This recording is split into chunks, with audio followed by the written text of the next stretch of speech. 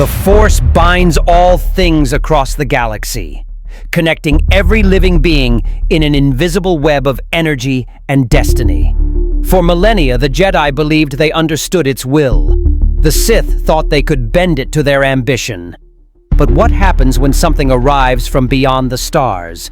A being driven not by the Force, but by an iron conviction that transcends mystical energy?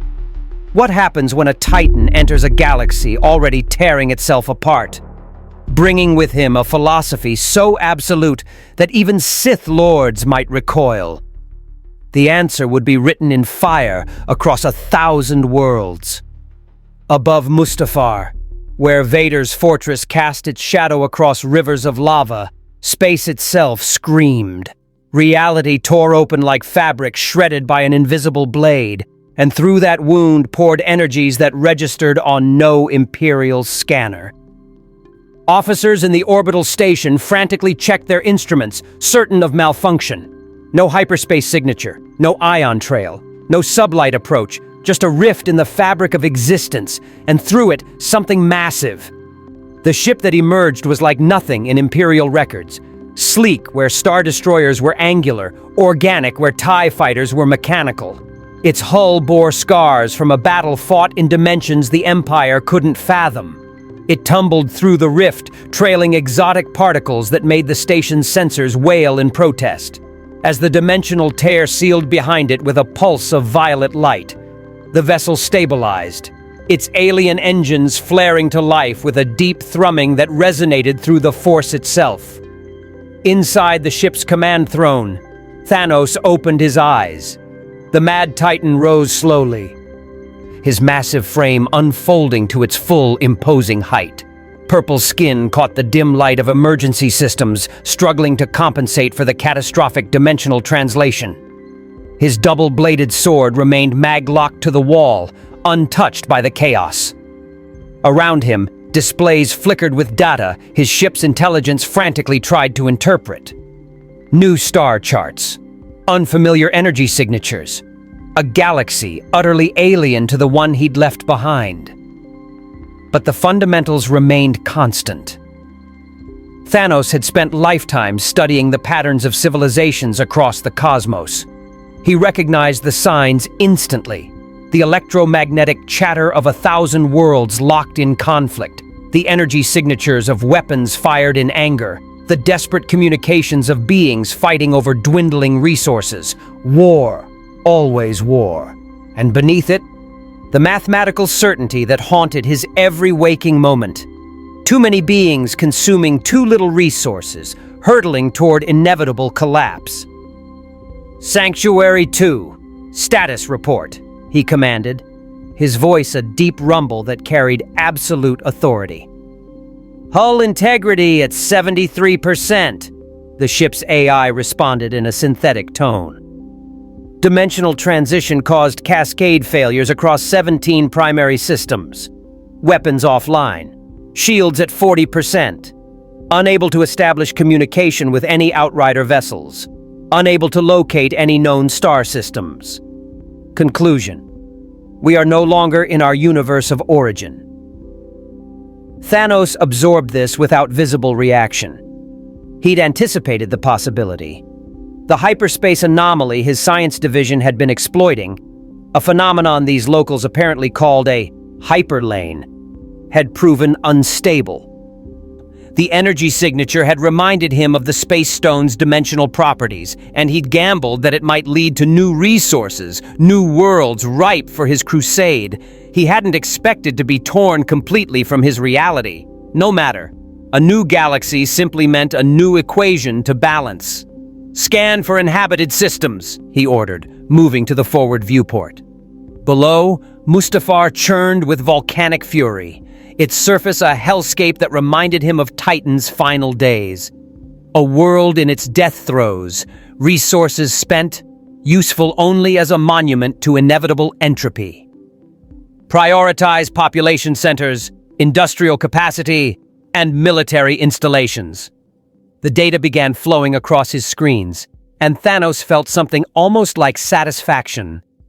This galaxy was vast, millions of inhabited worlds. Countless billions of sentient beings spread across spiral arms in a cosmic web of civilization. The scale was magnificent. The waste would be proportional.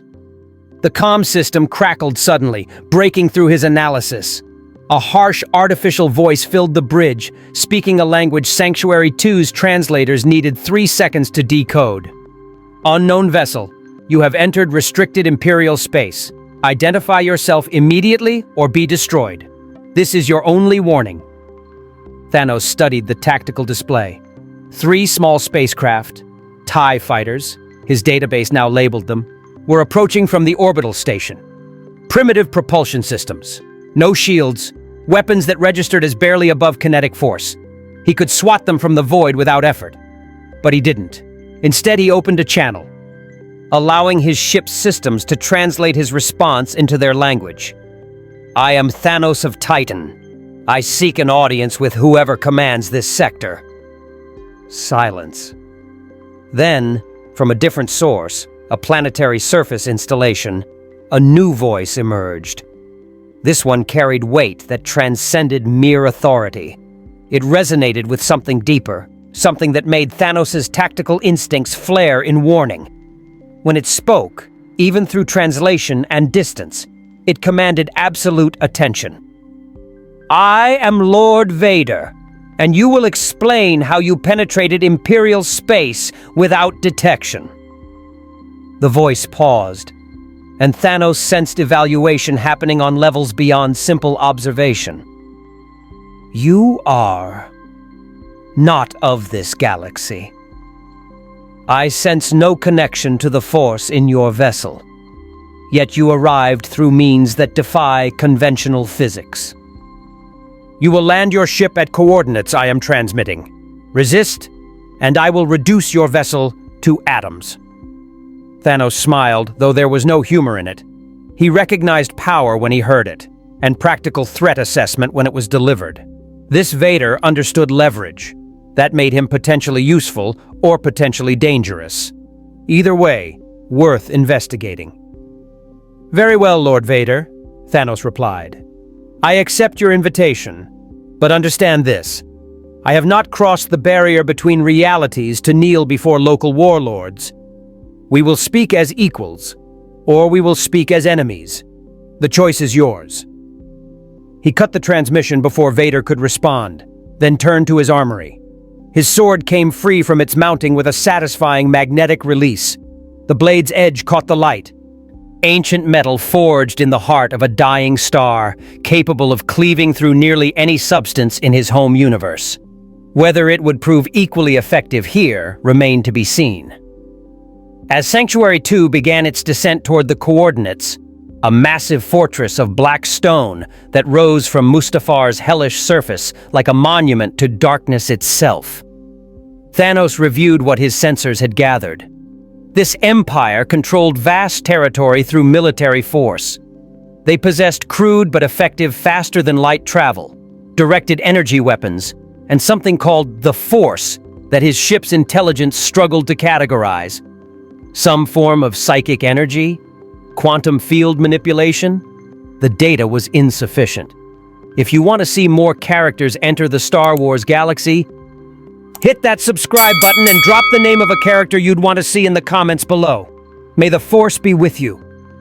The landing platform extended from the fortress like a black tongue, and as Sanctuary 2 settled onto it with anti-grav stabilizers compensating for the heat shimmer, Thanos saw his welcoming committee. A single figure stood alone in the center of the platform, silhouetted against rivers of molten rock. Black armor reflected firelight. A cape stirred in superheated wind. And even through his ship's hull, Thanos felt it.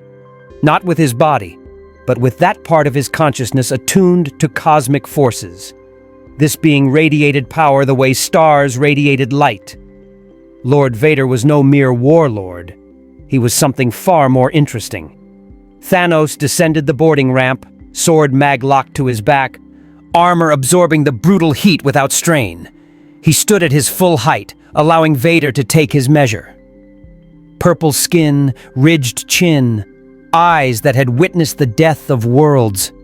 Let this Dark Lord see exactly what had arrived in his galaxy. "Impressive entrance," Vader said, his voice emerging from the respirator in his mask with mechanical precision. "Few beings would survive dimensional translation. Fewer still would approach me without fear. Fear is the product of imagination outpacing reason," Thanos replied, descending the ramp until he stood on Mustafar's surface, close enough to see his reflection in Vader's mask. "I have faced gods, Vader. I have ended civilizations. Your reputation, whatever it may be in this galaxy, does not concern me. What concerns me is understanding the forces that govern this reality, and whether they serve my purpose." Vader tilted his head slightly, and Thanos felt invisible pressure against his mind, a probing touch, seeking entry into his thoughts. The Mad Titan's mental disciplines, honed across centuries, slammed shut like blast doors. The Force, if that's what this was, found no purchase. "Curious," Vader observed, and for the first time, a note of genuine interest entered his mechanical voice. "You exist outside the Force, not merely weak in it, but absent from it entirely. As if you do not belong to this universe's fundamental structure." "Because I don't," Thanos confirmed. "And that, Lord Vader, makes me uniquely positioned to see what those born to this galaxy cannot. You wage war across 1,000 systems. Your empire seeks to impose order through subjugation. Your enemies fight for freedom they cannot sustain. And beneath it all, I see the same pattern I've witnessed in every galaxy, every dimension, every reality I've encountered." He stepped closer, purple eyes meeting the black lenses of Vader's mask. "You are all slowly dying, and you don't even realize it." The only sound was the distant roar of lava falls and the hiss of Vader's respirator. Then, almost carefully, the Dark Lord spoke. "Explain." And Thanos smiled, because that single word told him everything he needed to know. This Vader was intelligent enough to listen, powerful enough to matter, and positioned highly enough to be useful. The Mad Titan's crusade in this new galaxy had just found its first potential convert, or its first worthy adversary. "Walk with me," Thanos said, gesturing toward the fortress. "And I will show you why everything you've built is merely delaying the inevitable." The fortress's interior was a cathedral to darkness, all sharp angles and obsidian surfaces that drank in light rather than reflecting it. Thanos walked beside Vader through corridors where the walls themselves seemed to pulse with malevolent energy. His tactical mind cataloged everything: defensive choke points, power conduit locations, structural vulnerabilities, old habits. Even in negotiation, he remained a weapon waiting to be deployed. "This fortress serves as my meditation chamber," Vader explained, his cape sweeping across polished floors. "Here, I commune with the dark side of the Force, drawing strength from pain and loss. Few are permitted entry. Fewer still leave with their sanity intact. You attempt intimidation through atmosphere," Thanos observed without concern. "Psychological warfare on visitors, effective against those already predisposed to fear. I've employed similar tactics. My warship's design deliberately evokes predatory imagery to demoralize enemies before engagement. But I didn't cross dimensional barriers to be frightened by interior decorating, Lord Vader." A sound emerged from Vader's mask that might have been amusement. "No, you didn't." He led Thanos into a circular chamber where holographic projectors dominated the center. With a gesture, Vader activated them, and the galaxy bloomed into three-dimensional relief above their heads. Millions of stars, trade routes marked in blue, Imperial territory shaded red, known rebel bases highlighted in amber. It was magnificent, sprawling, and immediately, fatally obvious in its fundamental flaw. "You see an empire," Vader said, observing Thanos' reaction. "The greatest consolidation of power this galaxy has known in 1,000 generations. Every system marked in red answers to Emperor Palpatine. Every world contributes resources to our war machine. We have brought order to chaos." "I see a civilization in its final stages," Thanos countered, stepping closer to the display. His massive hand passed through holographic star systems as he pointed to densely populated core worlds. "Your industrial centers cluster here. Coruscant, Quat, Fondor, Corellia. Billions upon billions of beings concentrated on worlds whose natural resources were exhausted centuries ago. They survive only through supply chains stretching across the galaxy, consuming resources faster than they can be replenished." He gestured to the Outer Rim territories. "Your frontier worlds are stripped bare to feed the core. Mining operations, agricultural production, energy extraction, all flowing inward to sustain population centers that grow larger every year. And your war..." His finger traced the scattered rebel positions. "Your war accelerates the consumption. Weapons manufacture, fleet construction, planetary bombardments. The Death Star alone." He paused, accessing data his ship had intercepted from Imperial transmissions.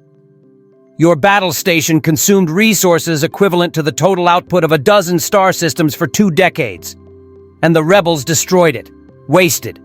All that material, all that energy simply gone." Vader's respirator hissed steadily, the only sound in the chamber. When he spoke, his tone carried dangerous curiosity rather than offense. "You speak of resource management as if it supersedes strategic necessity. The Death Star was a weapon of ultimate power, capable of ensuring absolute compliance through fear." "It was a monument to inefficiency," Thanos corrected flatly. "And its destruction proved it. You built a symbol instead of a solution. The pattern is universal, Vader. I've witnessed it on countless worlds. Population growth exceeds sustainable levels. Resources deplete. Desperation breeds conflict. Conflict accelerates depletion. The cycle feeds itself until total collapse becomes inevitable." He turned to face Vader directly. "In my galaxy, I watched my homeworld die because leaders refused to accept mathematical reality. Titan was paradise, until we exceeded our carrying capacity. Then came famine, plague, war. My people chose to fight over scraps, rather than make the hard choice that would have saved them." "And what choice was that?" Vader asked, though something in his tone suggested he already suspected the answer. "Balanced culling," Thanos replied without hesitation or emotion. "Random. Dispassionate. Fair to rich and poor alike. Half the population eliminated instantly, painlessly. The survivors inherit twice the resources. Population pressure vanishes. Ecosystems recover. Civilization stabilizes. It's not cruelty. It's mathematics. It's mercy." Silence stretched between them, heavy with implications. Vader's respirator maintained its mechanical rhythm while Thanos waited, reading body language with the precision of a lifelong warrior. The Dark Lord wasn't recoiling in horror. He wasn't immediately rejecting the concept. He was considering it. "You propose genocide as conservation," Vader finally said. "The deliberate extermination of trillions to preserve resources for those who remain."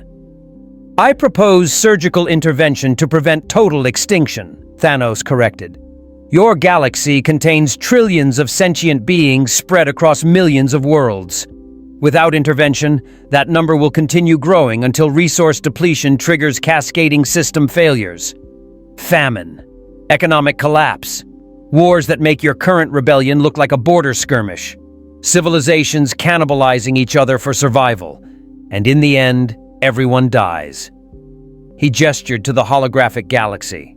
Or a single decisive action eliminates half the population randomly, instantly. The survivors mourn. Then they rebuild. They thrive. They inherit a galaxy with resources sufficient to sustain them for millennia. The needs of the many, calculated against the needs of the all. Vader moved closer to the display, studying population density indicators with renewed attention.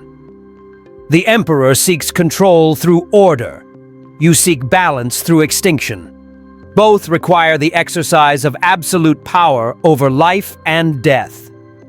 The difference, Thanos said, is that I seek nothing for myself.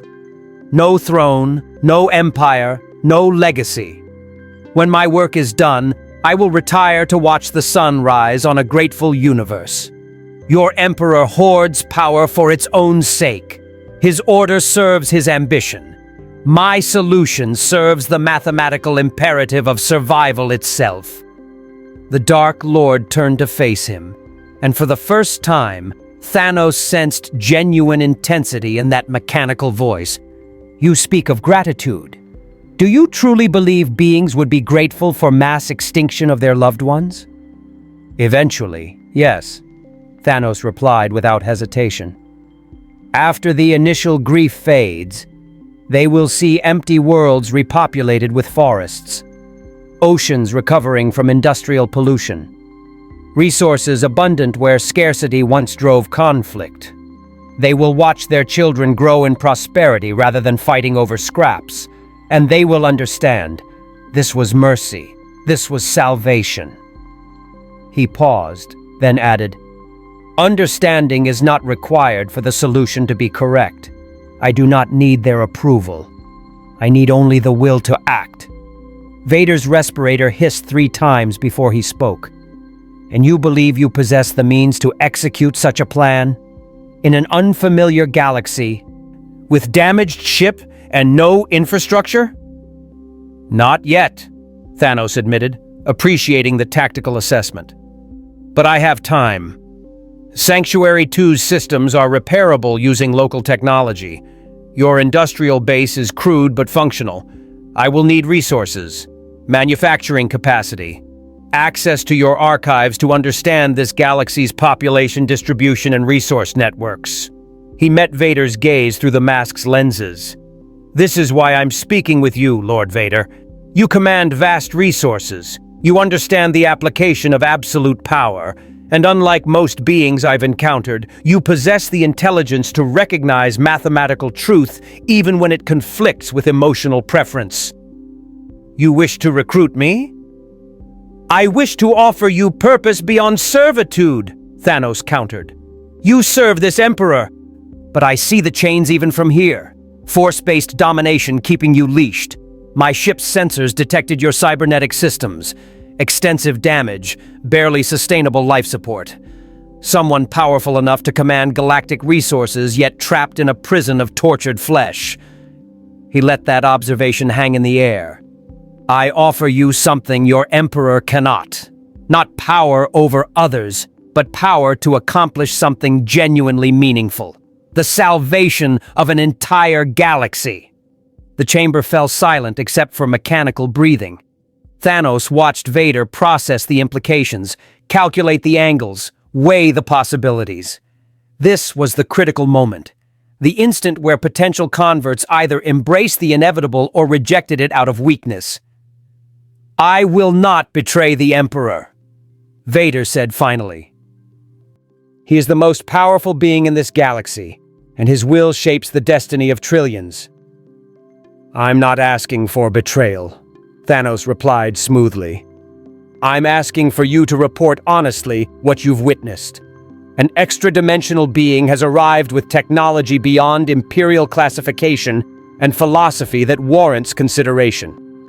Surely your Emperor would wish to be informed of such a development. Vader's helmet tilted slightly. You believe you can convince Palpatine to support your crusade? I believe your Emperor is intelligent enough to recognize an opportunity when presented with one, Thanos said. and I believe you are wise enough to understand that my solution will be implemented regardless of Imperial cooperation. The only question is whether your empire benefits from association with inevitable success, or suffers from opposition to it. The threat wasn't subtle, but Thanos hadn't survived centuries of cosmic warfare through subtlety. Vader needed to understand exactly what had arrived in his galaxy. Not a supplicant seeking alliance, but a force of nature that could be directed or weathered, but never stopped. "Come," Vader said abruptly, turning toward the chamber's exit. "If you genuinely wish an audience with the Emperor, I will arrange it.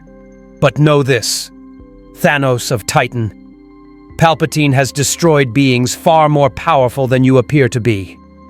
His mastery of the dark side transcends mere physical strength. If he perceives you as threat rather than asset, you will experience suffering beyond your capacity to imagine." Thanos followed, utterly unintimidated. "Then we shall see whether his dark side can overcome fundamental mathematics. I've faced cosmic entities that predate your galaxy's formation, Vader. I've bargained with death itself. Your Emperor will either recognize truth when I present it, or he will learn the price of refusing to accept reality." They walked through corridors that grew progressively darker, as if the fortress itself responded to their conversation's gravity. Behind them, the holographic galaxy still spun in its chamber. Millions of stars, blissfully unaware that their populations had just been marked for calculation by a being who viewed mercy and extinction as mathematically equivalent concepts. Vader led him to a communication hub where a holocom projector dominated the center of a darkened room. "I will contact the Emperor. You will speak only when addressed. You will show appropriate respect. And you will remember that in this galaxy, the Force is the ultimate power. Your immunity to it may protect your thoughts, but it will not save you from physical destruction." "Noted," Thanos replied, taking position before the projector with the calm of someone who'd addressed cosmic tribunals across multiple realities. Vader activated the communication, and after a moment of quantum encryption handshaking, the projector flared to life. A figure materialized in blue holographic light, smaller than Vader, bent with age, but radiating an intensity that made even Thanos' tactical instincts sharpen to full alertness. Emperor Palpatine had arrived in the conversation, and Thanos smiled because he recognized that expression. He'd worn it himself countless times. The look of a being who believed themselves the apex predator in their domain. Suddenly confronted with something that didn't fit their understanding of power hierarchies. This would be interesting. The holographic projection of Emperor Palpatine crackled with barely contained energy, blue light flickering across his ancient features. Yellow eyes studied Thanos with an intensity that would have reduced most beings to stammering supplication. The mad Titan met that gaze with perfect equanimity. Two apex predators recognizing each other across the void. "Lord Vader," Palpatine's voice slithered through the calm with oily precision. "You interrupt my meditation to report an anomaly. Explain why this being warrants my personal attention." "He arrived through dimensional translation, Master," Vader replied, his tone carrying the careful deference of long practice. "His vessel penetrated Imperial space without hyperspace signature or conventional approach vector. He exists outside the Force, completely absent from it, as if he belongs to another reality entirely." Fascinating. Palpatine's attention fixed fully on Thanos, and the Mad Titan felt something probe at the edges of his consciousness. Subtle, insidious, seeking cracks in his mental defenses. The technique was sophisticated. He'd give the Emperor that. But Thanos had trained his mind against entities that fed on thought itself. Palpatine's psychic intrusion found nothing but impenetrable walls. "And you resist my examination. How unusual. Identify yourself, creature. Explain your presence in my empire." "I am Thanos of Titan," he replied, his voice carrying none of the deference Vader employed. "And I come bearing a perspective your empire desperately needs, the recognition that your current trajectory leads to total civilizational collapse within 3 generations." The chamber's temperature seemed to drop. Vader's respirator quickened slightly. Palpatine's expression shifted from curiosity to something far more dangerous. The look of absolute power unaccustomed to challenge. "You dare," Palpatine hissed, "to lecture me on the fate of this galaxy? I, who orchestrated the fall of the Jedi Order? I, who transformed a republic into an empire through sheer will and vision? You, an extra-dimensional castaway with a damaged ship, presumed to advise the ruler of millions of worlds?" "Yes," Thanos replied simply. "Because your vision, impressive as its execution may be, addresses symptoms rather than causes. You've consolidated political power. You've eliminated ideological opposition. You've built weapons capable of destroying planets. And none of it matters, because you haven't addressed the fundamental equation, population growth exceeding sustainable resource availability." Palpatine's eyes narrowed. "Continue.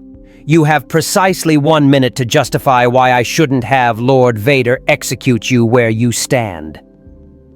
Thanos gestured toward a secondary projector. "May I?" At Vader's nod, Thanos activated the interface, linking it to Sanctuary 2's database. His ship's AI, far more advanced than anything in Imperial archives, had spent the last hour processing intercepted data and building comprehensive models. Now those models materialized in holographic precision. Population curves projected across centuries, resource depletion rates, economic sustainability indices, all rendered in stark mathematical clarity. "Your core worlds," Thanos began, indicating Coruscant's data stream, "support populations in the hundreds of billions. Coruscant alone exceeds 1 trillion sentient inhabitants. Natural resources exhausted millennia ago. Survival dependent on supply chains importing food, water, breathable atmosphere processing materials from hundreds of systems. A single major disruption, rebel interdiction of key trade routes, outbreak of pandemic, catastrophic equipment failure, could trigger cascading deaths in the billions before emergency measures activate." He expanded the projection to show the entire Imperial infrastructure. "You maintain this through military force and industrial exploitation of frontier worlds. But your own war effort accelerates resource consumption. Estimates suggest your military-industrial complex consumes 37% of total Imperial output. The Death Star project alone, the Death Star was destroyed by rebel terrorists." Palpatine interrupted coldly. "Precisely my point," Thanos replied without missing a beat. 2 decades of resource investment, countless systems' entire economic output, and it lasted less than a day of operational deployment. That's not power, Emperor. That's catastrophic inefficiency.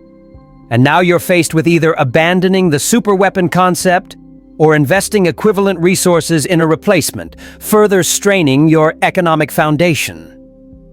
Palpatine's fingers steepled before his face, obscuring his expression. You present economic models, tedious, technocratic concerns beneath the notice of those who command the Force. The dark side provides power beyond such mundane limitations. The dark side doesn't create food, Thanos countered flatly. It doesn't replenish exhausted minds. It doesn't restore depleted oceans or regenerate deforested worlds. Your force is impressive. I've witnessed Vader's capabilities firsthand. But mystical energy doesn't override thermodynamics.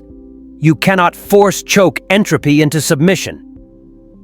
For 3 full seconds, silence dominated the chamber. Then, unexpectedly, Palpatine laughed. A dry, rasping sound like wind through a tomb. You possess remarkable audacity, Thanos of Titan.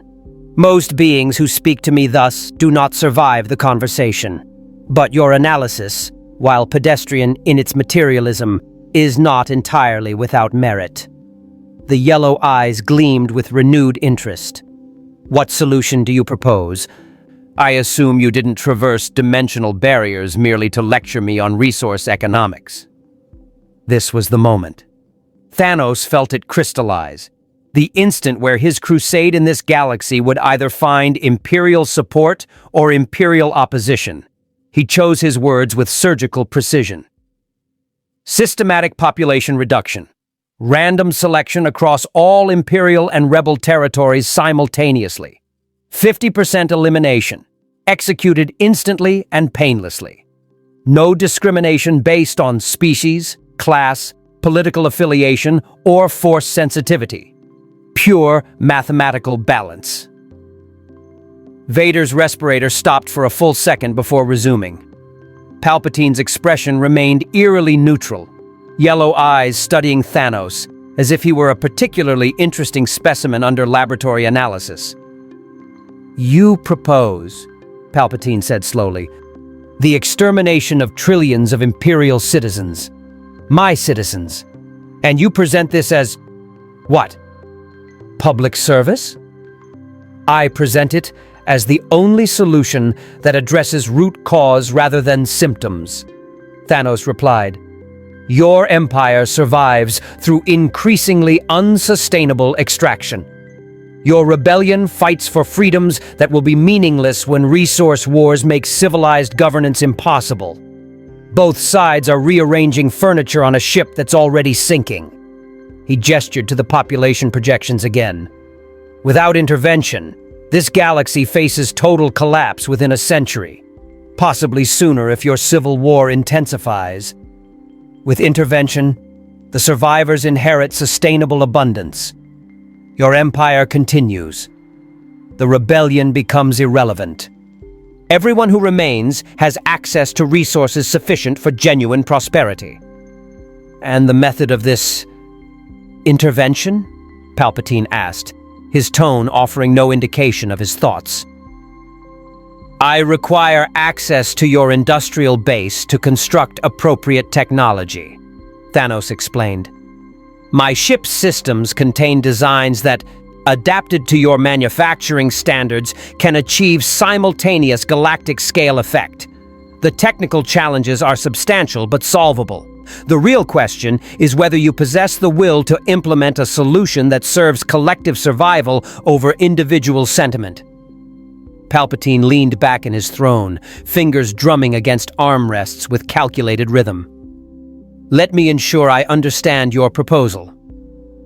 You wish me to provide resources and infrastructure so you can build a weapon that will kill half of all Imperial citizens, including potentially myself or Lord Vader, in service of long-term economic sustainability. Correct, Thanos confirmed. Though I should clarify, the selection would be truly random. Even I would be subject to it. The solution only works if it's genuinely fair, untainted by favoritism or political calculation. That's what separates mercy from tyranny. Mercy, Palpatine repeated, tasting the word like poison. You call mass extinction mercy? Yes, Thanos replied without hesitation. Because the alternative is worse. I've witnessed it, Emperor. Civilizations that refuse to balance their equations. They didn't die quickly or cleanly. They died slowly, consuming each other, destroying everything beautiful they'd built, leaving nothing but ruins and regret. My solution is harsh, but it ends suffering rather than prolonging it. That is the definition of mercy when all gentler options have failed. Vader shifted slightly, his cape rustling in the chamber's recycled air. Master, his logic is consistent with Sith philosophy regarding necessary sacrifice. The rule of two itself mandates selective culling to strengthen the order. The rule of two, Palpatine corrected sharply, culls weakness to concentrate power. This creature proposes random elimination without regard for strength, wisdom, or utility. They are not equivalent philosophies. But they share recognition that sentiment must not override necessity, Thanos interjected. You destroyed the Jedi Order, thousands of Force users, including children, because they represented obstacle to your vision. You sacrifice millions of beings in your war effort without hesitation. The only difference between your actions and mine is scale and honesty. I admit what I do and why. You cloak it in rhetoric about order and security. The temperature in the chamber dropped further. Frost began forming on metal surfaces. Palpatine's hologram flickered with barely contained dark side energy. And even through the projection, Thanos felt the raw power emanating from the ancient Sith Lord. You dare compare my grand design to your reductionist arithmetic? Palpatine's voice carried edge that could cut durasteel. I shaped this galaxy according to vision accumulated over decades of planning. Every sacrifice serves purpose. Every death purchases power. The dark side flows through all my works, granting me dominion over life and death themselves. You are a crude materialist who mistakes calculation for wisdom. Then prove me wrong, Thanos challenged, taking a deliberate step forward. Show me how your force prevents resource depletion. Demonstrate how your dark side reverses overpopulation. Use your power to create sustainable abundance without systematic reduction. He paused, letting silence emphasize his next words. You can't. Because for all its impressiveness, your force operates within the same physical laws that govern all realities. You've simply found ways to manipulate those laws more effectively. But manipulation isn't exemption. The mathematics remain unchanged. Palpatine rose from his throne, and even through holographic projection, his presence dominated the chamber. You are either remarkably brave or catastrophically foolish, Thanos of Titan. Perhaps both. But you have accomplished something few beings achieve. You have intrigued me, not convinced me, not impressed me, but intrigued me sufficiently to warrant further consideration. That's all I ask, Thanos replied, sensing the subtle shift in negotiation dynamics. Examine my data. Review my models. Apply your own considerable intelligence to the problem. You'll reach the same conclusion I did. Systematic reduction is not merely one solution among many. It's the only solution that addresses root cause comprehensively. And if I conclude otherwise? Palpatine asked, yellow eyes gleaming with dark amusement. If I decide your presence represents threat rather than opportunity, then you'll attempt to eliminate me, Thanos replied with absolute calm. And you'll discover that beings who've survived cosmic-level conflicts are not easily destroyed by regional powers, regardless of their mystical capabilities. I didn't come here seeking permission, Emperor. I came offering partnership. But my work will proceed regardless of your decision.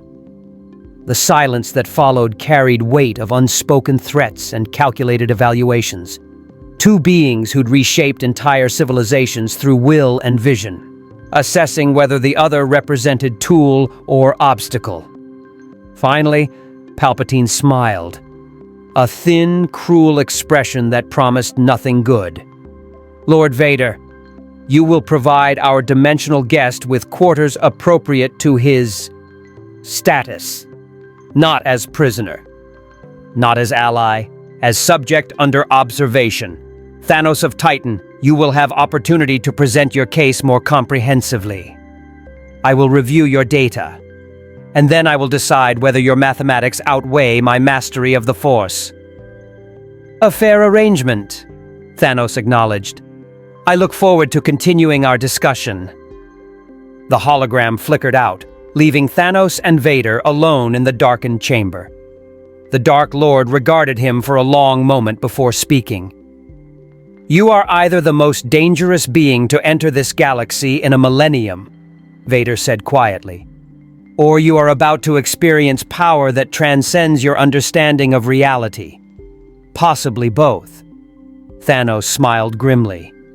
Then we'll all learn something interesting. The holographic projection of Emperor Palpatine crackled with barely contained energy, blue light flickering across his ancient features. Yellow eyes studied Thanos with an intensity that would have reduced most beings to stammering supplication. The Mad Titan met that gaze with perfect equanimity. Lord Vader, Palpatine's voice slithered through the calm with oily precision. "You interrupt my meditation to report an anomaly. Explain why this being warrants my personal attention." "He arrived through dimensional translation, Master," Vader replied. "His vessel penetrated Imperial space without hyperspace signature. He exists outside the Force, completely absent from it."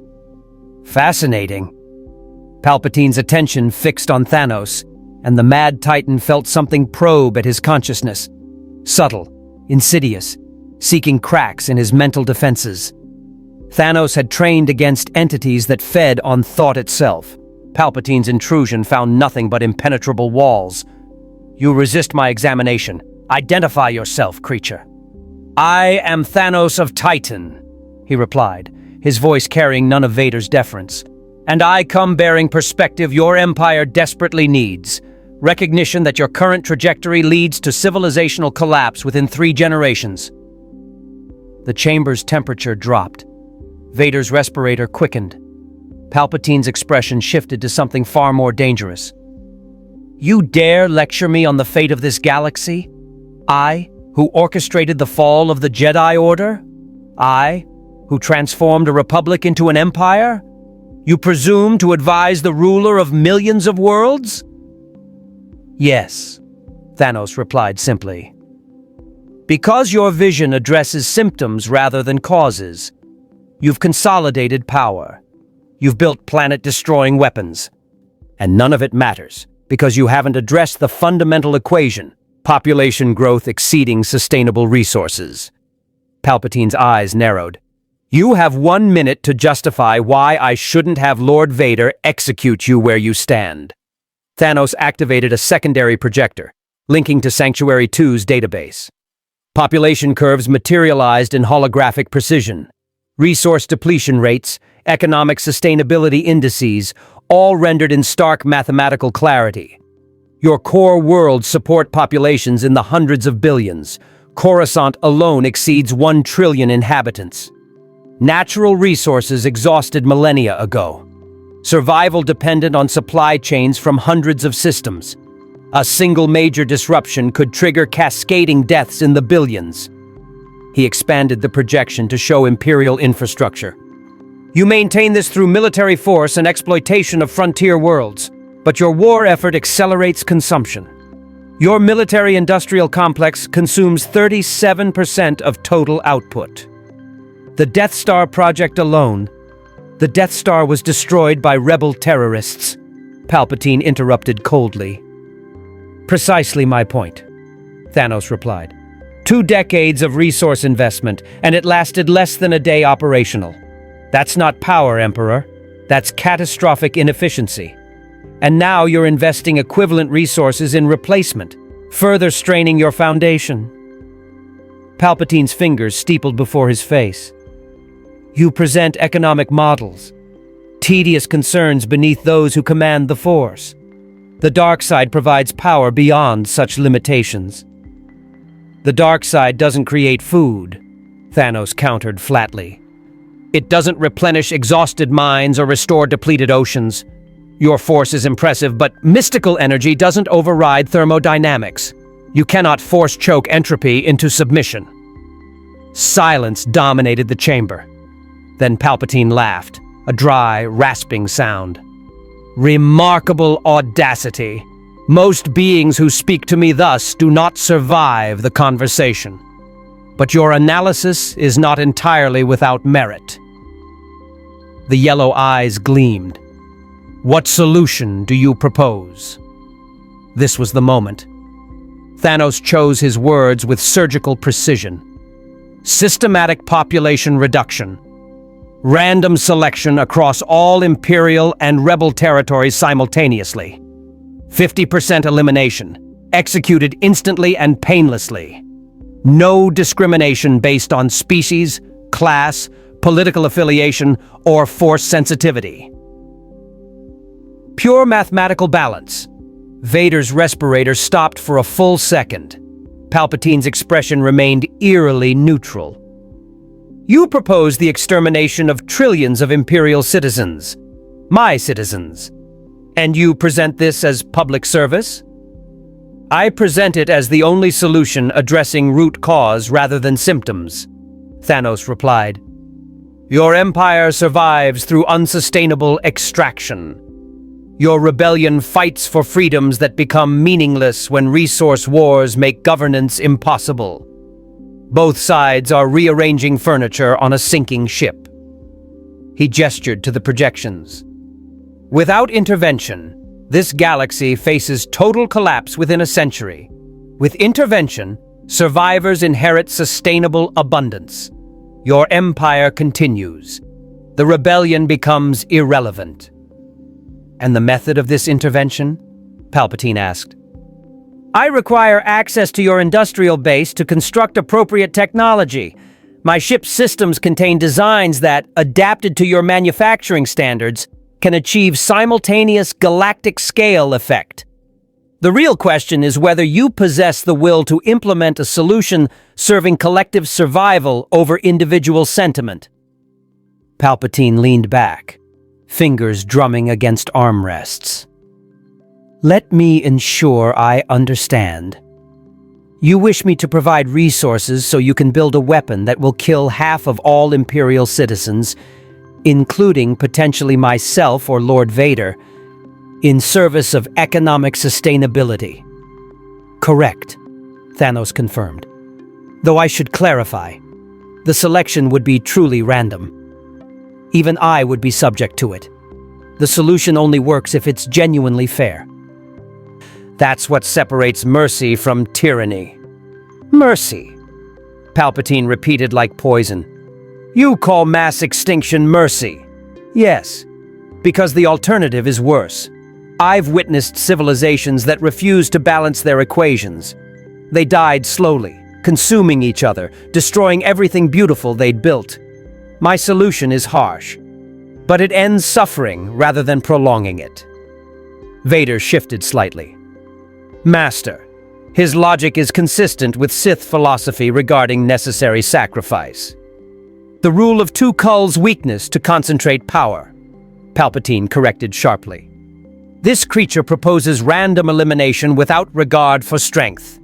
They are not equivalent. But they share recognition that sentiment must not override necessity, Thanos interjected.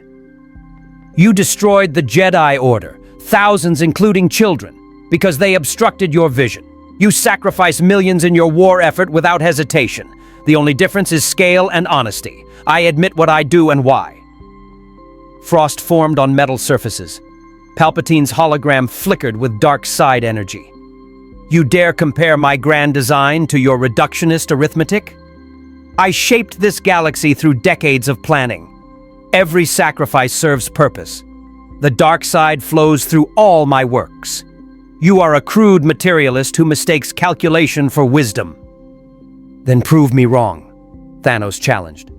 Show me how your force prevents resource depletion. Demonstrate how your dark side reverses overpopulation. Use your power to create sustainable abundance without reduction. He paused. You can't. Because for all its impressiveness, your force operates within the same physical laws. The mathematics remain unchanged. Palpatine rose from his throne, presence dominating the chamber. You are either remarkably brave or catastrophically foolish. Perhaps both. But you have intrigued me, not convinced me, not impressed me, but intrigued me sufficiently to warrant further consideration. That's all I ask, Thanos replied. Examine my data. Review my models. You'll reach the same conclusion. Systematic reduction is not merely one solution among many. It's the only solution addressing root cause comprehensively. And if I conclude otherwise? Palpatine asked, yellow eyes gleaming. Then you'll attempt to eliminate me, Thanos replied with absolute calm.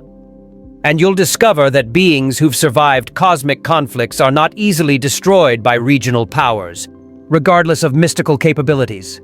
I didn't come seeking permission, Emperor. I came offering partnership, but my work will proceed regardless of your decision. Silence carried weight of unspoken threats and calculated evaluations. Finally, Palpatine smiled, thin and cruel. Lord Vader, you will provide our guest with quarters appropriate to his status.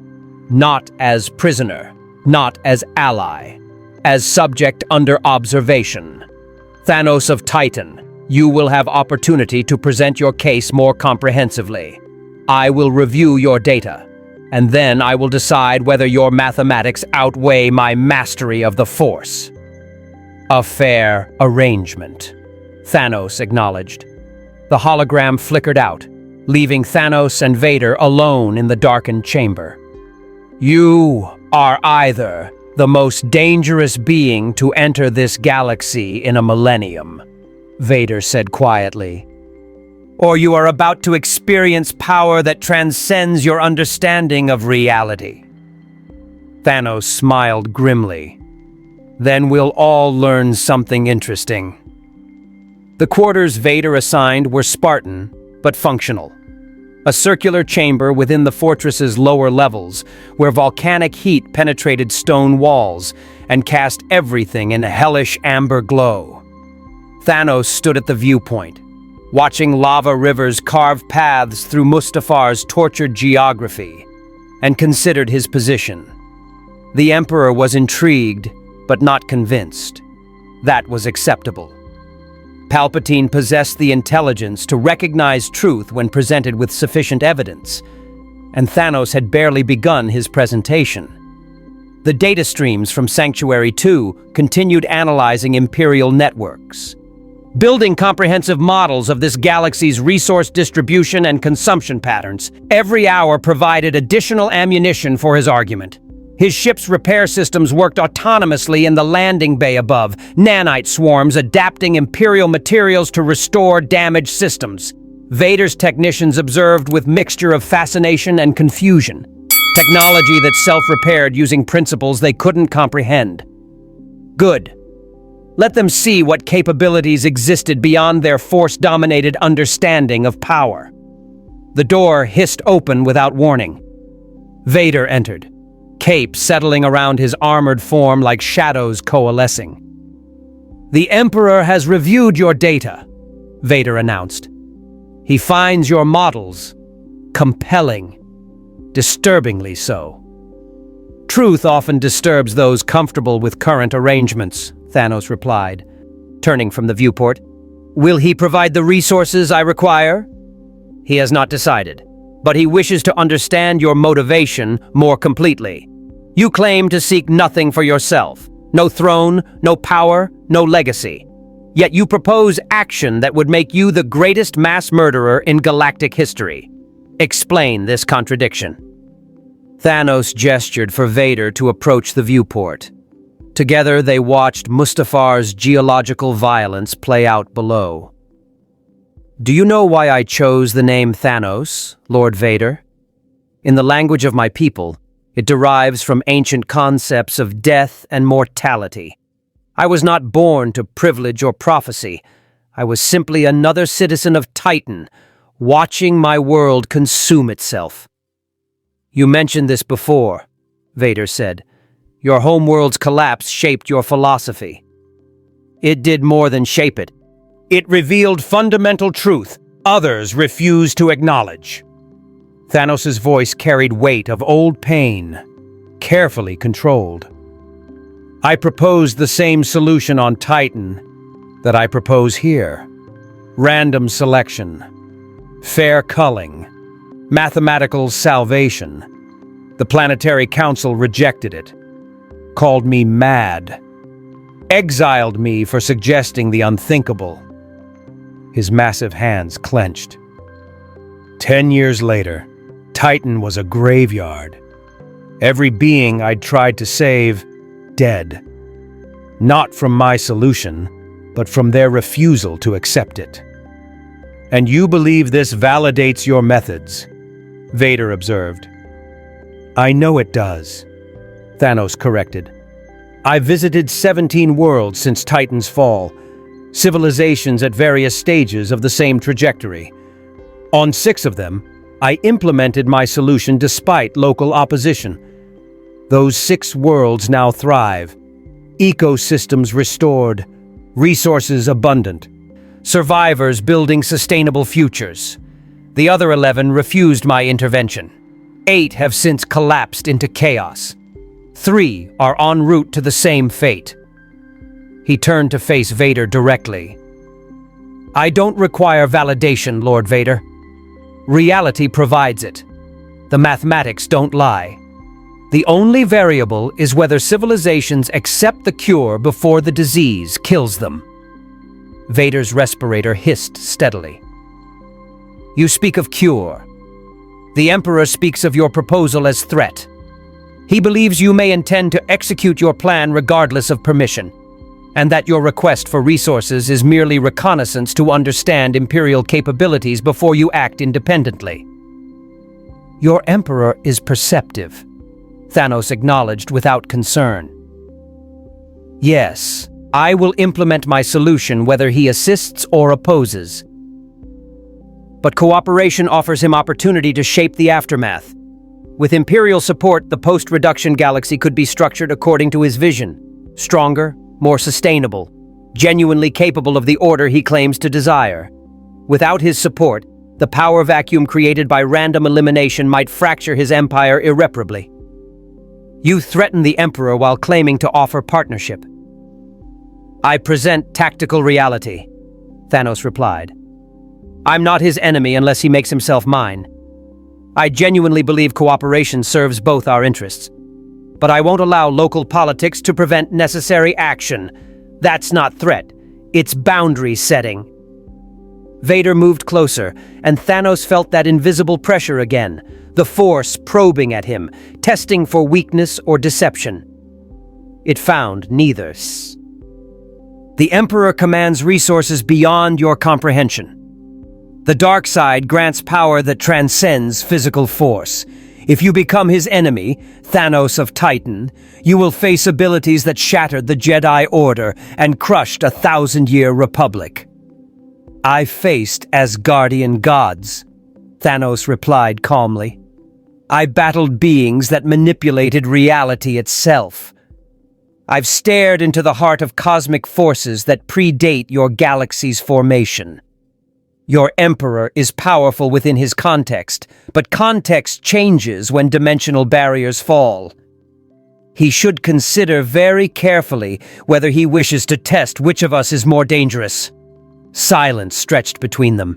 Two warriors evaluating threat levels and calculating engagement parameters. Finally, Vader spoke with something approaching respect.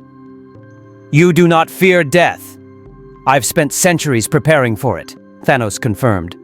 When my work is complete, I will welcome whatever comes. But until then, nothing in this or any galaxy will prevent me from fulfilling my purpose. Not emperors, not the Force, not fleets or armies or mystical powers. I am inevitable, Lord Vader. The only question is whether your empire adapts to that reality or breaks against it. The door hissed open again. A protocol droid entered, photoreceptors gleaming. Lord Vader, the Emperor requests your immediate presence. He has completed analysis of the extra-dimensional vessel's data streams. Vader turned to leave, then paused. The Emperor will summon you shortly. Prepare yourself for scrutiny that will test even your considerable mental disciplines. Palpatine has broken minds stronger than Durasteel. If he perceives deception or weakness, you will experience suffering as prolonged as he wishes to make it. I look forward to the conversation, Thanos replied, and meant it. When Vader departed, Thanos returned to the viewport and allowed himself a moment of strategic assessment. The Emperor would be examining Sanctuary 2's data, yes, but the ship's AI was also examining Imperial networks, mapping power structures, identifying critical infrastructure nodes, calculating optimal intervention points. Whether Palpatine realized it or not, every moment Thanos remained in Imperial custody was moment. His understanding of this galaxy's vulnerabilities grew more complete. The Force might be formidable power, but information was its own form of strength, and Thanos had spent lifetimes learning to weaponize knowledge. Hours passed. Mustafar's rotation brought different lava patterns into view, geological violence playing out in slow motion. Thanos meditated on strategy, reviewing scenarios and calculating probabilities. The rebellion represented wildcard, idealists fighting for principles that would become meaningless in resource-depleted collapse. Perhaps they could be convinced where the Empire could not. Emotional appeal rather than logical. Different tactics for different audiences. The door opened. Not Vader this time, but pair of crimson-armored guards. The Emperor's Royal Guard, his ship's database identified. Elite warriors trained in lethal arts and absolute loyalty. They gestured with force pikes. "The Emperor will see you now," one announced. "You will follow without resistance." Thanos rose to his full height, towering over the guards. They tensed, hands adjusting grip on weapons, but he simply nodded and followed them into the fortress's depths. The corridors grew darker as they descended. Cold replaced heat.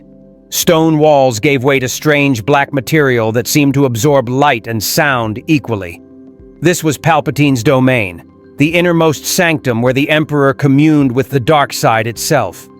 They reached massive blast doors, inscribed with symbols that Thanos' translator struggled to interpret.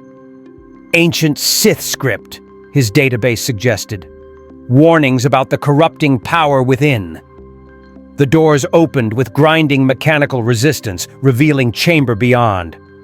Emperor Palpatine sat upon throne of dark stone, surrounded by holographic projections displaying Thanos' data in comprehensive detail. Population curves, resource models, probability matrices. All the mathematics of inevitable collapse laid bare for Imperial scrutiny. "Approach, Thanos of Titan," Palpatine commanded, yellow eyes gleaming with dangerous intelligence. "Your numbers are persuasive. More so than I anticipated. But numbers alone do not account for certain variables that transcend mere physics." Thanos stepped forward, meeting the Emperor's gaze. "Then enlighten me, Emperor. Show me what your force provides that mathematics cannot account for." Palpatine smiled, and in that expression, Thanos recognized something he'd encountered across countless worlds. The arrogance of beings who'd achieved godlike power within their domain, but who'd never been forced to acknowledge the limits of that power. This was about to become educational for both of them. Palpatine rose from his throne with unsettling grace for one so ancient. The holographic data continued to swirl around them, casting blue light across his withered features. "You wish to understand the Force, Thanos of Titan? Very well. I shall provide demonstration." The Emperor extended one gnarled hand, and reality bent. Lightning erupted from Palpatine's fingertips. Not the crude electrical discharge of conventional weapons, but pure dark side energy that crackled with malevolent sentience. It struck Thanos full in the chest, and for the first time since arriving in this galaxy, the Mad Titan felt genuine pain. Not the simple physical damage of blaster or blade, but something that reached deeper, attacking the fundamental connection between matter and consciousness. Thanos staggered, but did not fall. His armor's exotic alloys absorbed what they could, dissipating the energy across reinforced surfaces. But the dark side lightning wasn't merely physical. It carried intent, malice, the accumulated hatred of a being who'd spent decades perfecting the art of inflicting suffering. It sought to break his will, to reduce him to screaming supplication. It found only iron resolve forged across centuries of cosmic warfare. Impressive. Thanos grated through the assault, muscles locked against the pain. But insufficient. The lightning intensified. Palpatine's expression shifted from demonstration to genuine effort. The air around them ionized, ozone smell flooding the chamber. The dark side energy built to levels that should have reduced Thanos to ash. And still he stood. "Impossible!" Palpatine hissed, pouring more power into the attack. "No being resists the full fury of the dark side," You should be writhing in agony, begging for death's release." "I've endured worse," Thanos replied. And it was true. He'd been tortured by entities that fed on pain itself, had his consciousness fragmented across dimensional barriers, experienced deaths and resurrections that would shatter lesser minds. Palpatine's lightning was agony, yes, but it was survivable agony. And survival was what Thanos excelled at. With deliberate slowness, the Mad Titan took one step forward, then another. Each movement was battle against the dark side's assault, but Thanos had fought battles on cosmic scales. This was merely one more obstacle between him and his objective. Palpatine's eyes widened fractionally, the first genuine surprise Thanos had seen from the ancient Sith Lord. The lightning cut off abruptly, leaving the chamber in sudden silence broken only by the hum of holographic projectors and Thanos' controlled breathing. "You are not of the Force," Palpatine observed, studying Thanos with renewed intensity. "That is not merely absence, it is immunity. The dark side's touch slides from you like water from stone. Fascinating and deeply troubling." "Now you begin to understand," Thanos said, rolling his shoulders to ease the residual pain. His armor showed scorch marks but no structural damage. "Your force is powerful within its domain, but I exist outside that domain. I am not Jedi to be corrupted or Sith to be challenged. I am variable your mystical tradition has never encountered." Palpatine returned to his throne, but his posture carried new wariness. Lord Vader was correct. You represent unprecedented factor in galactic equations, but power to resist the Force does not equate to power sufficient for your proposed solution. You speak of eliminating trillions simultaneously across millions of worlds. No technology in Imperial archives can achieve such scale. "No technology in Imperial archives," Thanos agreed. "But Sanctuary 2 contains manufacturing templates from civilization far more advanced than yours. Adapted to your industrial base, they can produce what I require. Not quickly, perhaps 2 years of dedicated construction, assuming full Imperial support, but achievable." 2 years, Palpatine mused. 2 years during which you would have access to our most sensitive facilities, our manufacturing capabilities, our resource networks. You ask me to arm potential enemy with weapons beyond Imperial classification, trusting that your stated goals align with your actual intentions. "I ask you to recognize inevitable reality," Thanos countered. "With or without your assistance, I will acquire necessary resources. Imperial cooperation accelerates the timeline and allows you to maintain some control over the outcome. Imperial opposition wastes resources and time while achieving nothing except making us enemies unnecessarily." Palpatine's fingers drummed against his throne's armrest with calculated rhythm. "You present binary choice, cooperation or opposition. But you ignore third option. I could simply eliminate you now, while you're isolated in the heart of my fortress, before you've established any infrastructure or support in this galaxy." "You could attempt it," Thanos acknowledged. "But you've already discovered your force lightning is insufficient. What else do you possess?" "I've studied your capabilities through intercepted transmissions. Force telekinesis. Impressive, but I've resisted gravitational forces that would crush your strongest warships. Force persuasion. Useless against mind trained to resist psychic intrusion. Physical combat. I've fought beings who could shatter planets with their strikes. Vader is formidable, but he's crippled by his cybernetics and barely functioning life support." He gestured to the holographic displays. "You're intelligent enough to recognize when direct confrontation offers poor risk-reward ratio. That's why you rule an empire rather than leading frontal assaults. You understand strategic value of choosing battles carefully. This is one battle where you gain nothing from combat and potentially everything from cooperation." The chamber fell into contemplative silence. Palpatine studied the data streams with intensity that suggested genuine consideration rather than theatrical delay. When he finally spoke, his tone carried pragmatic calculation that Thanos recognized from his own decision-making processes. Your mathematics are sound. The resource depletion patterns you've identified are real. I've been aware of them for decades, though I believed Imperial expansion and technological advancement would provide solutions. Your projections suggest otherwise. Palpatine's yellow eyes fixed on Thanos. But implementation of your solution would require me to sacrifice trillions of Imperial citizens, including potentially key assets, skilled workers, military commanders, force-sensitive individuals I've spent years cultivating. Random selection shows no favoritism, you said. That makes it strategically suboptimal from my perspective. It makes it the only morally defensible option, Thanos replied. The moment you introduce favoritism, it ceases to be solution and becomes genocide. Rich preserving themselves while poor are culled. Powerful protecting their interests while weak are eliminated. That path leads to revolution and collapse just as surely as resource depletion does.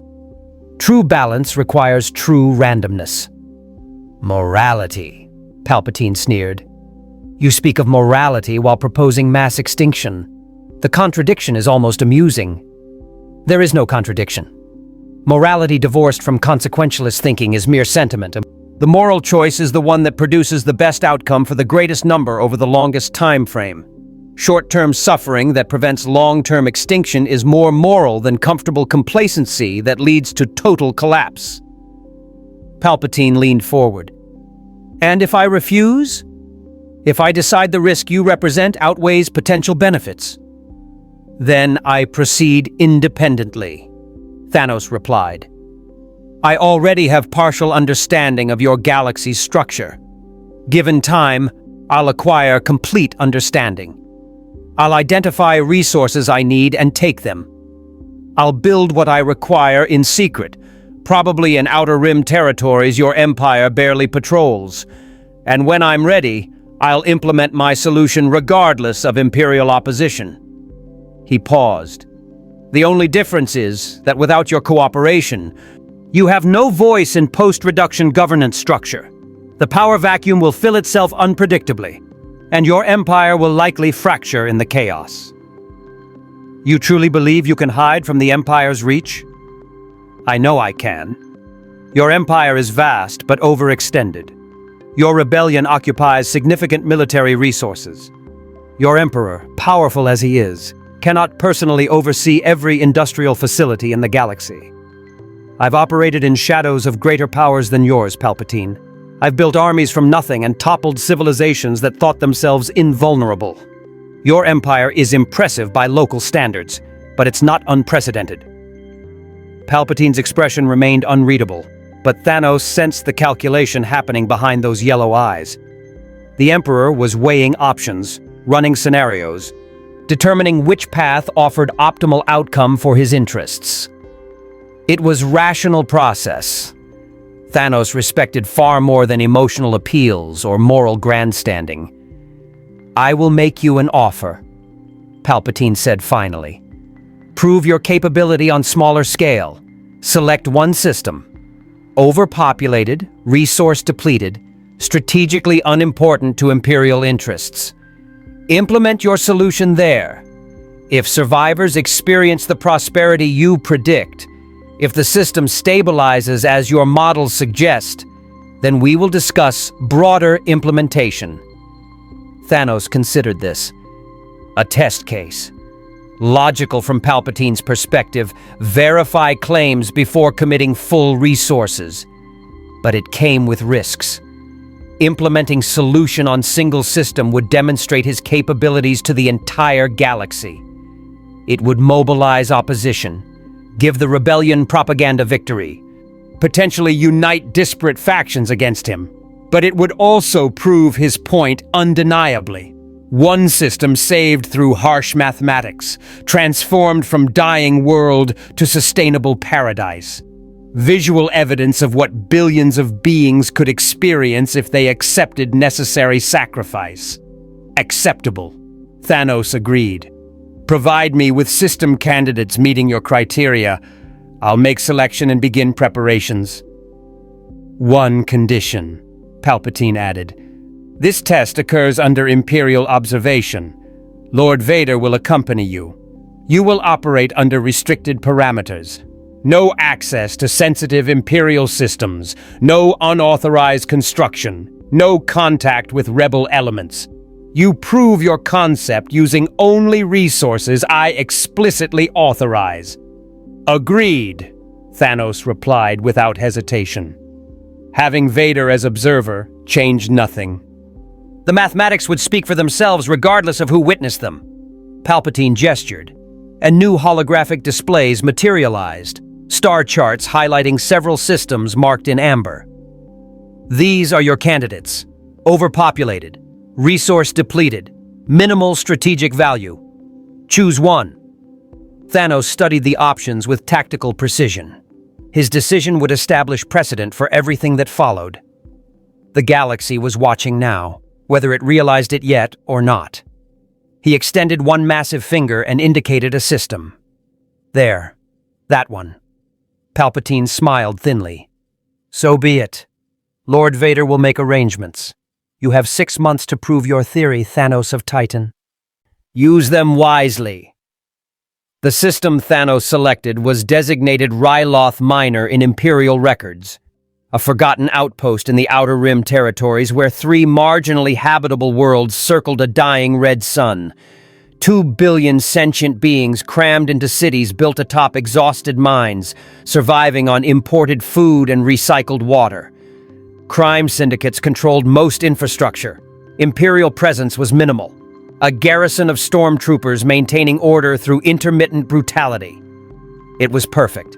Sanctuary 2 entered the system with Vader's Star Destroyer looming in escort position, a constant reminder of Imperial oversight. Thanos stood on his ship's bridge, studying the tactical displays with satisfaction. The local populations registered immediate panic at the Star Destroyer's arrival, their transmissions filled with terrified speculation about Imperial crackdowns or new taxation policies. They had no concept of what was actually coming. The garrison commander requests instructions. Vader's voice emerged through the comm system. He wishes to know whether to implement martial law protocols. Tell him to stand down, Thanos replied. This operation requires no military intervention. Simply ensure no vessels leave the system until I've completed my work. You will not explain your intentions to the local population. Explanation serves no purpose.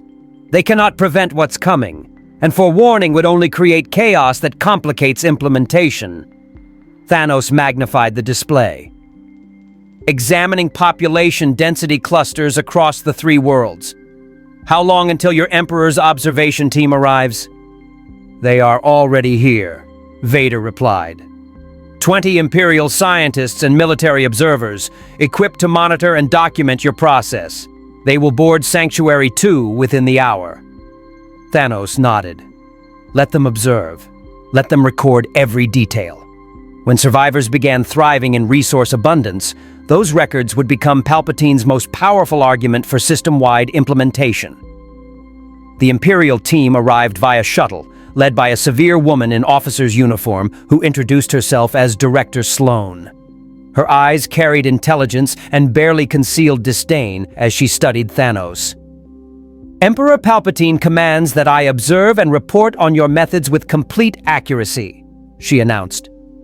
You will provide full access to your systems, complete transparency in your processes, and answer all questions regarding your technology. Agreed, Thanos replied, gesturing for her team to follow him through Sanctuary 2's corridors. But understand that you're about to witness something unprecedented in your experience. I recommend you set aside preconceptions and focus on empirical observation. He led them to the ship's manufacturing bay, where nanite construction systems had been working continuously since Mustafar. The device taking shape was deceptively simple. A 3-meter sphere of exotic alloys and quantum processors, surrounded by energy field generators that thrummed with barely contained power. What is that? Director Sloan demanded, her datapad already recording measurements. Focused energy projection system, Thanos explained. It generates field effect keyed to biological signatures across predetermined area. When activated, the field randomly selects 50% of sentient beings within range and terminates their neural activity instantly. No pain, no warning. Simply cessation of consciousness and immediate biological shutdown. The Imperial scientists exchanged glances of horrified fascination. One of them, an elderly man with cybernetic implants, stepped forward. The energy requirements for planetary scale effect would be astronomical. No power source in Imperial technology could sustain such output. You're correct about Imperial technology, Thanos acknowledged. This device uses principles your civilization hasn't discovered yet. Zero-point energy extraction, quantum entanglement for targeting, and neural pattern recognition across light years. It's crude by the standards of my home reality, but sufficient for current purposes. Crude, the scientist repeated numbly, examining readings that clearly violated his understanding of physics. This defies fundamental energy conservation laws. It exploits loopholes in those laws that your scientists haven't identified, Thanos corrected. The mathematics are sound. You're welcome to review them, though I suspect translation difficulties will make full comprehension challenging. Director Sloane's expression had hardened into professional detachment, but Thanos read the horror beneath. And you intend to deploy this on the Riylo Minor system? 2 billion sentient beings, and you'll simply eliminate half of them? Yes, Thanos confirmed without hesitation. 1 billion beings will cease to exist. 1 billion will inherit sustainable resource abundance. 5 years from implementation, you'll return to find thriving communities, restored ecosystems, and populations that have stabilized at optimal carrying capacity. You speak of mass murder as if discussing agricultural yields, she said, voice tight with controlled outrage. I speak of necessary intervention using appropriate terminology. Agricultural yields are relevant analogy, actually. You cull herds to prevent overgrazing, prune forests to maintain health, regulate populations to preserve ecosystems. The principle is identical, merely scaled to sentient civilization.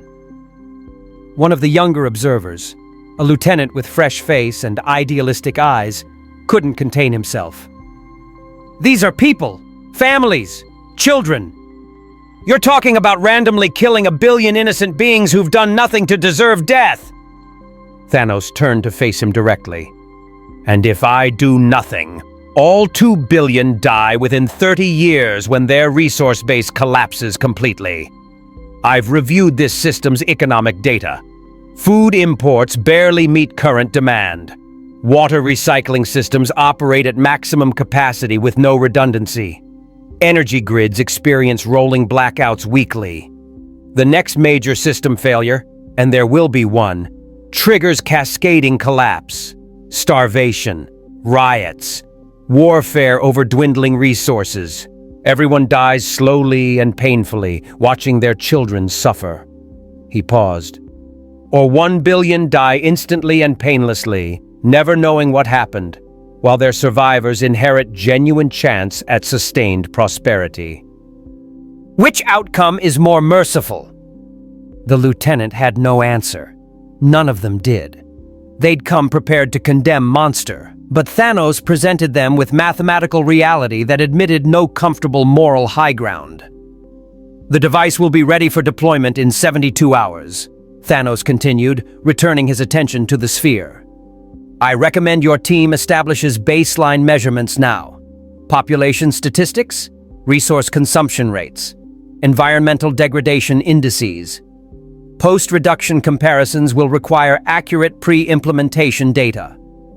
Director Sloane nodded stiffly and began issuing orders to her team. They dispersed throughout the system, deploying sensors and conducting surveys with grim professionalism. Whatever their personal feelings, they were Imperial officers first. They would document everything precisely. Vader observed from the periphery, his presence a constant weight of judgment and evaluation. After the Imperial team departed to begin their assessments, the Dark Lord approached Thanos in the manufacturing bay. "You show no hesitation," Vader observed. "No doubt or second thoughts. You will kill 1 billion beings with the same emotional detachment others show when activating machinery." "Because that's exactly what this is," Thanos replied, making minor adjustments to the device's quantum matrices. "Machinery serving purpose. Emotion would be liability in this context. Doubt would serve no function except to delay necessary action. I learned long ago that conviction requires absolute commitment. Half measures accomplish nothing except prolonging suffering. The Jedi would call you monster. The Sith would recognize kindred spirit. The Jedi are extinct because their philosophy couldn't adapt to reality. The Sith survive because they embrace power without sentiment." Thanos glanced at Vader. "But neither understands what I represent. I'm not Sith seeking power for its own sake. I'm not Jedi constrained by codes that prioritize principle over pragmatism. I'm simply being who recognized pattern and committed to breaking it, regardless of personal cost." "Personal cost," Vader repeated. "What cost have you paid?" Thanos was silent for a moment, and for the first time, something like genuine emotion crossed his features. "Everything. My homeworld. My people. Any chance at normal existence. I've spent centuries as pariah, hated and hunted by civilizations that refuse to accept what I offer. I've sacrificed relationships, comfort, peace, every aspect of existence beings pursue in service to crusade that brings me nothing except certainty that I've done what needed doing.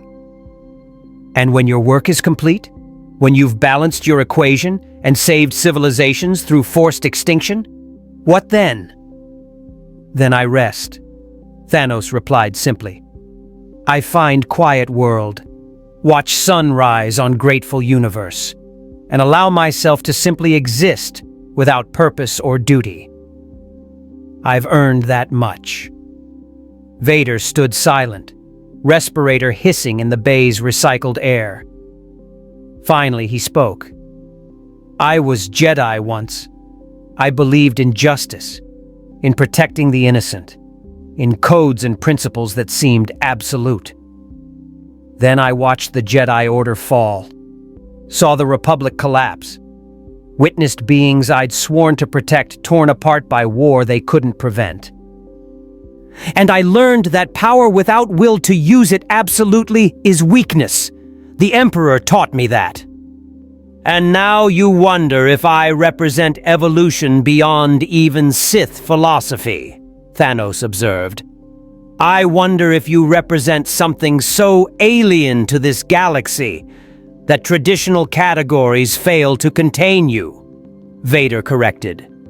"You are neither light nor dark, neither tyrant nor savior.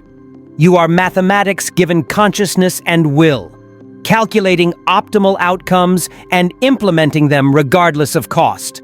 It's fascinating and disturbing." "Disturbing because it works," Thanos replied.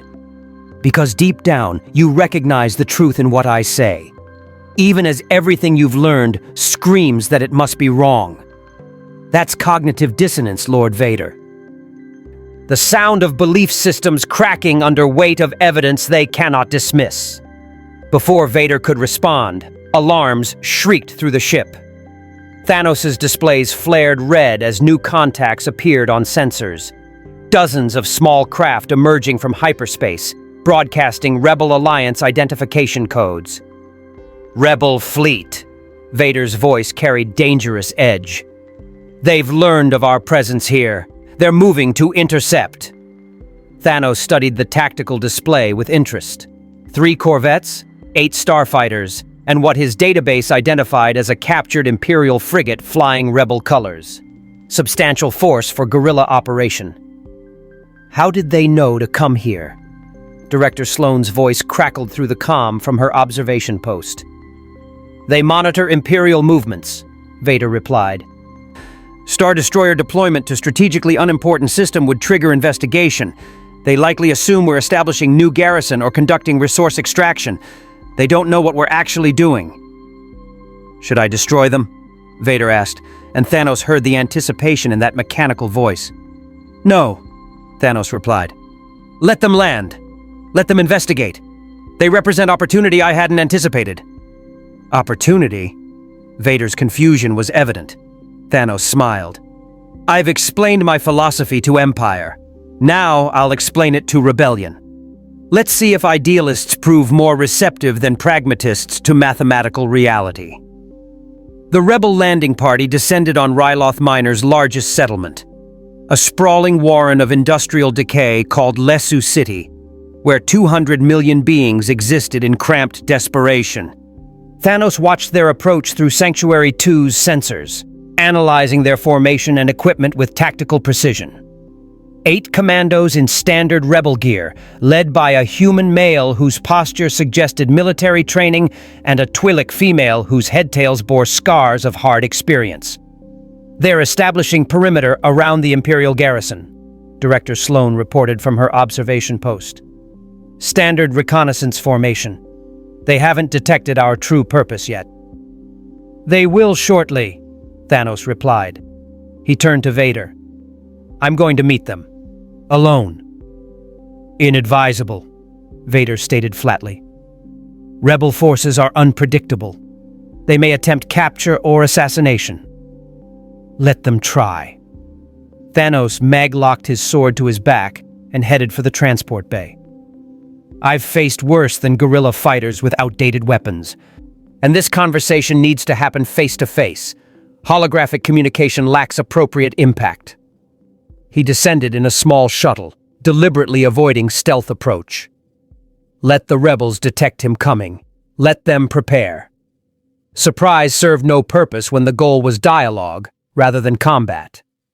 The shuttle touched down in Lesu City's central plaza, scattering crowds of impoverished locals who scattered at the sight of unfamiliar spacecraft.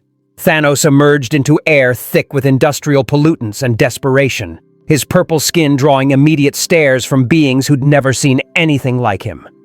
The rebel commandos reacted with admirable speed. Within seconds, 8 blaster rifles trained on him from defensive positions around the plaza. The human leader stepped forward. Weapon steady, but finger off the trigger. Professional discipline. Identify yourself, the commander ordered. You're not Imperial, but you came from their Star Destroyer. What's your business here? I am Thanos of Titan, he replied, making no aggressive moves. And I'm here to save this system, whether its inhabitants wish to be saved or not. The Twi'lek female moved closer, her headtails twitching with agitation. Save us? The Empire doesn't save anyone. They conquer and exploit. Whatever you're planning, I don't serve the Empire, Thanos interrupted. I cooperate with them when our interests align, but my purpose transcends your local political conflicts. Tell me, how long have you lived in Lesu City? She blinked at the unexpected question. I was born here, 28 years watching this place slowly die. Why? Because you already know what I'm going to tell you. Thanos gestured to the decaying buildings around them, the crowds of malnourished beings, the visible signs of infrastructure collapse. This system is dying. 2 billion people consuming resources that can sustain perhaps half that number. You've seen it your entire life. Food shortages, water rationing, rolling blackouts. It gets worse every year, doesn't it? The Twi'lek's expression hardened. We survive. We endure. That's what the people of Riylo have always done. You don't survive, Thanos corrected gently. You delay inevitable collapse. There's difference. Survival implies sustainable existence. What you're experiencing is slow extinction disguised as perseverance. The human commander lowered his rifle slightly, suspicion mixing with confusion. What are you proposing? Some kind of Imperial evacuation program? Resource redistribution? Random elimination of 50% of this system's population, Thanos stated flatly. Instant, painless, fair to all beings regardless of age, species, or status. 1 billion people will cease to exist. 1 billion will inherit sustainable prosperity. Silence crashed across the plaza. Even the civilian crowds that had been gathering to watch the confrontation froze, trying to process what they'd just heard. The rebel commander found his voice first. "You're insane. You're talking about mass murder on scale that makes the Death Star look merciful." "The Death Star destroyed entire planet in demonstration of power that served no purpose except intimidation," Thanos replied. "I'm proposing surgical intervention that saves civilization from guaranteed extinction. They are not equivalent." "You want to kill 1 billion people!" The Twi'lek's voice shook with fury. "Our families, our children. Random elimination means anyone could die. Infants, elders, everyone we love." "Yes," Thanos confirmed without flinching. "That's what makes it fair. No one is spared by privilege or condemned by poverty. Pure random selection ensures the solution isn't corrupted by bias or favoritism. It's the only way to make it genuinely just." "Just?" The commander's voice dripped with contempt. "There's nothing just about genocide. There's nothing just about allowing 2 billion people to starve slowly when intervention could save half of them," Thanos countered. "You call my solution genocide. I call your inaction species suicide. The mathematics are simple. Current population exceeds carrying capacity by factor of 2. Without reduction, everyone dies. With reduction, half survive with genuine chance at prosperity. Which outcome serves justice better?" A crowd had gathered now, hundreds of locals pressing close to hear this impossible conversation. Thanos saw their faces. Confusion, horror, calculation. Some understood immediately what he was offering. Others couldn't process it. But all of them felt the weight of living in dying system. An elderly Twi'lek male pushed through the crowd, his head-tails gray with age. "I've lived 83 years in Lesu City, watched my children grow hungry, my grandchildren grow hungrier still. Every generation has less than the one before. Is he right? Are we really dying?" The female commando turned to him, anguish in her eyes. "Uncle Sin, answer the question, Hera," the old male pressed. "You've fought the Empire across a dozen systems. You've seen more of the galaxy than anyone in our family. Is this stranger right about our trajectory?" The Twi'lek, Hera, struggled visibly with the answer. Finally, she nodded. "Yes, resource depletion is real. The rebellion's own analysts project systemic collapse across multiple sectors within 50 years if current patterns continue. But that doesn't justify... It justifies confronting reality rather than hiding from it," Thanos interrupted. "Your rebellion fights for freedom, noble principle. But freedom to do what? Slowly starve in collapsing civilization? Watch your children's children inherit galaxies stripped bare of resources? Freedom without sustainability is just prolonged suffering with prettier rhetoric." The human commander stepped forward aggressively. "We fight for the right to determine our own destiny, not to have some alien monster decide who lives and dies based on mathematical convenience." "You already live and die based on mathematics," Thanos replied. "Resource availability determines survival. Population size determines consumption. The equation is already running. I'm simply proposing to balance it before it reaches catastrophic failure state. You can refuse my solution. You can fight me, kill me even, though that's unlikely. But the mathematics don't change. This system is dying. The only question is whether half the population survives prosperously or everyone dies desperately." "There are other solutions," Hera insisted. "Better resource management, population control through education and family planning, technological innovation. We don't have to accept your false choice." "Those solutions require centuries you don't have," Thanos replied. I've analyzed your system's resource base thoroughly. At current consumption rates, you have perhaps 30 years before cascading failures begin. Food production networks collapse first, then water systems, then energy grids. Within 40 years, this system will be uninhabitable. Your gradualist solutions are beautiful theories that arrive too late to save anyone. He gestured to the device visible in Sanctuary 2's open cargo bay above. That device represents hard choice your leaders have avoided making. It's brutal, it's tragic, but it's effective. One activation, and half your population vanishes instantly. No pain, no terror, no watching loved ones slowly starve. The survivors wake to world with twice the resources. Gardens that can feed everyone adequately. Water systems operating below capacity.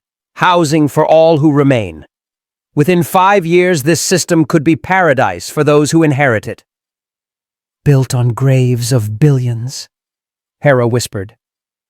Built on graves that will exist either way, Thanos corrected. The only difference is whether those graves represent random fair selection or agonizing collapse where the poor die first and slowest. Your choice. The crowd's mood had shifted. Thanos recognized the signs. Horror giving way to terrible consideration. People beginning to calculate whether their families would be better off in universe where his solution was implemented. It was same pattern he'd witnessed on 6 other worlds. Eventually, desperation overcame sentiment. The rebel commander raised his rifle again. We are taking you into custody. The Alliance leadership will decide what to do with you and your genocidal machine.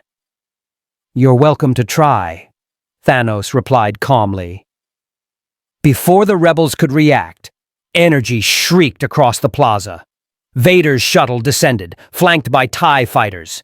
Imperial stormtroopers deployed in practiced formation, blasters trained on the rebel commandos. Lower your weapons, Vader's voice boomed through the shuttle's external speakers. This being operates under Imperial sanction. Interference will be met with lethal force. The rebels found themselves surrounded, outgunned, and confronted with impossible choice. Fight and die, or allow genocide to proceed unopposed. Hera's blaster wavered, indecision written across her features. Thanos saw the moment of choice approaching, the instant where principle collided with pragmatism and someone had to break. Stand down, she ordered finally, voice hollow. Fall back to the ships. We need to report this to command. Hera, the human commander protested. Now, Kanan! She turned to face Thanos, her expression pure hatred mixed with helpless recognition. You're right that we can't stop you here. But the rebellion will oppose you. The entire galaxy will oppose you. You'll become the enemy that unites everyone against common threat. Perhaps, Thanos acknowledged. But united opposition still doesn't change the mathematics. I am inevitable. The only question is how many systems collapse before you accept that truth. The rebels retreated to their ships and lifted off, leaving Thanos standing in the plaza surrounded by stormtroopers and stunned civilians. Vader approached, his cape settling around armored form like darkness made manifest. You deliberately provoked them, Vader observed. I gave them truth they couldn't refute, Thanos corrected. Now they'll spread word across their rebellion. Every system will hear about this. Some will oppose me, but others will recognize opportunity. Desperate populations facing their own collapses will beg for my solution. The rebellion will fracture between idealists who reject me and pragmatists who see no alternative. And if they all unite against you? Thanos smiled grimly. Then I'll have accomplished something no one else could, forcing Empire and Rebellion to cooperate. Either way, my work proceeds. He turned toward Sanctuary 2, leaving Vader and the Imperial garrison to maintain order. 72 hours until the device completed. 72 hours until he proved his philosophy undeniably. The galaxy was about to receive education in mathematical mercy. The final hours before activation passed in tense preparation. Director Sloan's observation team worked continuously, establishing baseline measurements across all 3 worlds of Riylo Minor: population registries, resource consumption data, economic output indices, environmental degradation metrics. Everything documented with Imperial precision so that post-reduction analysis would be irrefutable. Thanos stood in Sanctuary 2's command center, watching holographic displays track the device's final calibration sequences. The sphere pulsed with contained energy, quantum processors calculating targeting parameters for 2 billion individual biological signatures. Random selection algorithms ran continuously, generating probability matrices that would determine who lived and who ceased. Neural pattern locks established, his ship's AI reported. Targeting resolution, 99.7%. Margin of error accounts for beings in quantum flux states or dimensional shielding. Estimated casualties, 1,043,600,000 sentients, plus or minus 0.2%. Cold numbers. Precise calculations. Thanos had long ago learned to view death through mathematical lens rather than emotional one. Each number represented individual life.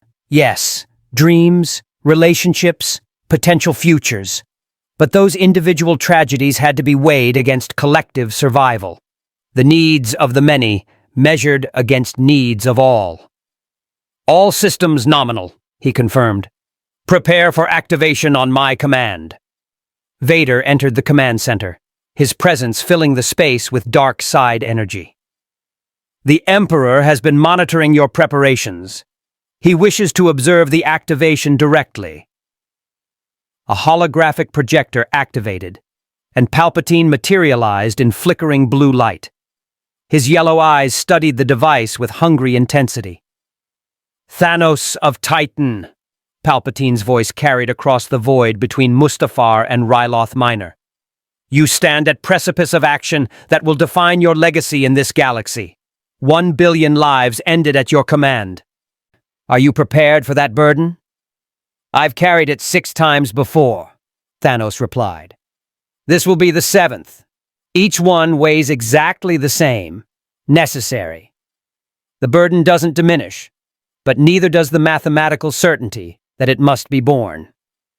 Fascinating, Palpatine mused.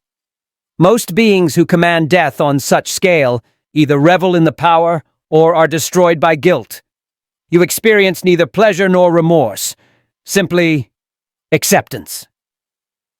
Emotion would serve no purpose except to compromise effectiveness, Thanos stated. I learned that lesson on Titan, watching my people destroy themselves because their leaders couldn't make hard choices without emotional paralysis. Sentiment is luxury afforded to those whose decisions don't determine species survival. Director Sloan's voice crackled through the comm. All observation posts ready. Baseline measurements complete.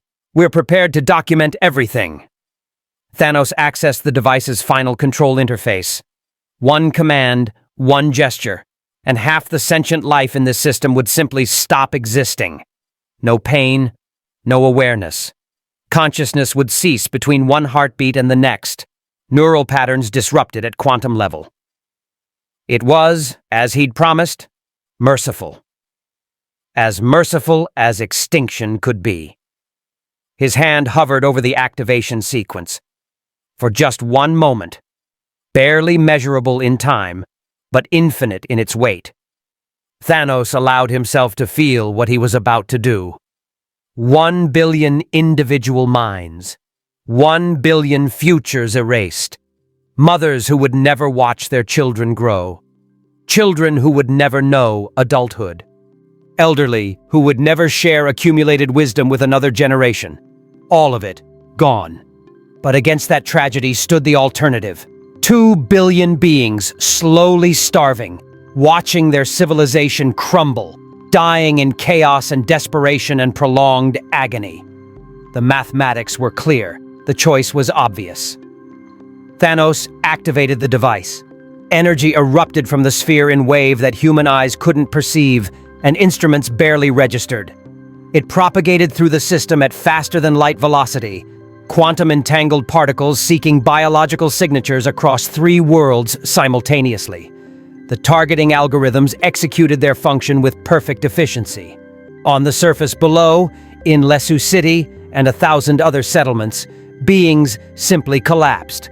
No warning, no pain. One moment conscious, the next simply not. Neural patterns disrupted so completely that death was instantaneous and absolute. Bodies fell where they stood. In streets, in homes, in workplaces, in schools. Random selection showing no favoritism to age or health or station. The holographic displays tracking population registers began updating in real time. 2 billion signatures. Then 1,900,000,000, 1,500,000,000, 1,200,000,000. The numbers cascaded downward with mechanical inevitability. 1,050,000,000, 1 billion. Complete. Silence filled Sanctuary 2's command center. Even Palpatine's hologram stood motionless, yellow eyes fixed on the displays showing population distribution across Riylo Minor. Half the lights on those maps had simply gone dark. "By the Force," Vader whispered. And for the first time since meeting him, Thanos heard genuine awe in the Dark Lord's mechanical voice. "You actually did it!" "I promised I would," Thanos replied simply. "Mathematics don't negotiate." Director Sloane's transmission came through, her voice professionally controlled, but carrying undertone of shock. "Initial surveys confirm widespread casualties consistent with 50% population reduction. Distribution appears genuinely random, no demographic patterns in survival rates. Rich and poor, young and old, healthy and infirm, all affected equally." She paused, and when she continued, emotion cracked through. "I'm standing in Lesu City's Central Plaza. Half the crowd that was here 5 minutes ago is now... they're just gone. Bodies everywhere. Children. Families. Just... stopped. Activate your environmental monitoring systems," Thanos ordered. "You'll begin seeing measurable improvements in resource availability within hours. Food distribution networks suddenly serving half the demand. Water systems operating below capacity for first time in decades. Energy grids with surplus rather than deficit." "You're talking about resource management while standing over 1 billion corpses," Director Sloane replied, voice tight. "I'm documenting the solution while its implementation is fresh," Thanos corrected. "Sentiment doesn't change outcome. Analysis does. Begin your measurements." Over the following hours, the data streamed in. Director Sloane's team worked with grim efficiency, documenting everything. The numbers told story that no emotional appeal could counter. Food reserves, sufficient for 18 months instead of 3. Water systems, operating at 43% capacity instead of 98. Energy grids, stable with 20% surplus generation. Housing availability. Every survivor could have adequate shelter. Atmospheric processors, pollution levels dropping measurably within 6 hours. And on the ground, horror gradually giving way to shocked realization. Survivors emerging from their grief to discover that for the first time in their lives, there was enough. Enough food, enough water, enough space. The crushing scarcity that had defined existence for generations had simply vanished. Thanos monitored reports from Vader's stormtroopers patrolling the settlements. Initial chaos. Screaming. Grief. People discovering loved ones simply dead without explanation. But beneath the trauma, something else emerging. Markets with food actually available. Water rationing lifted. Energy flowing consistently. One transmission caught his attention. An elderly Twi'lek male standing in Lesu City's plaza, the same one who'd questioned Hera during the rebel confrontation.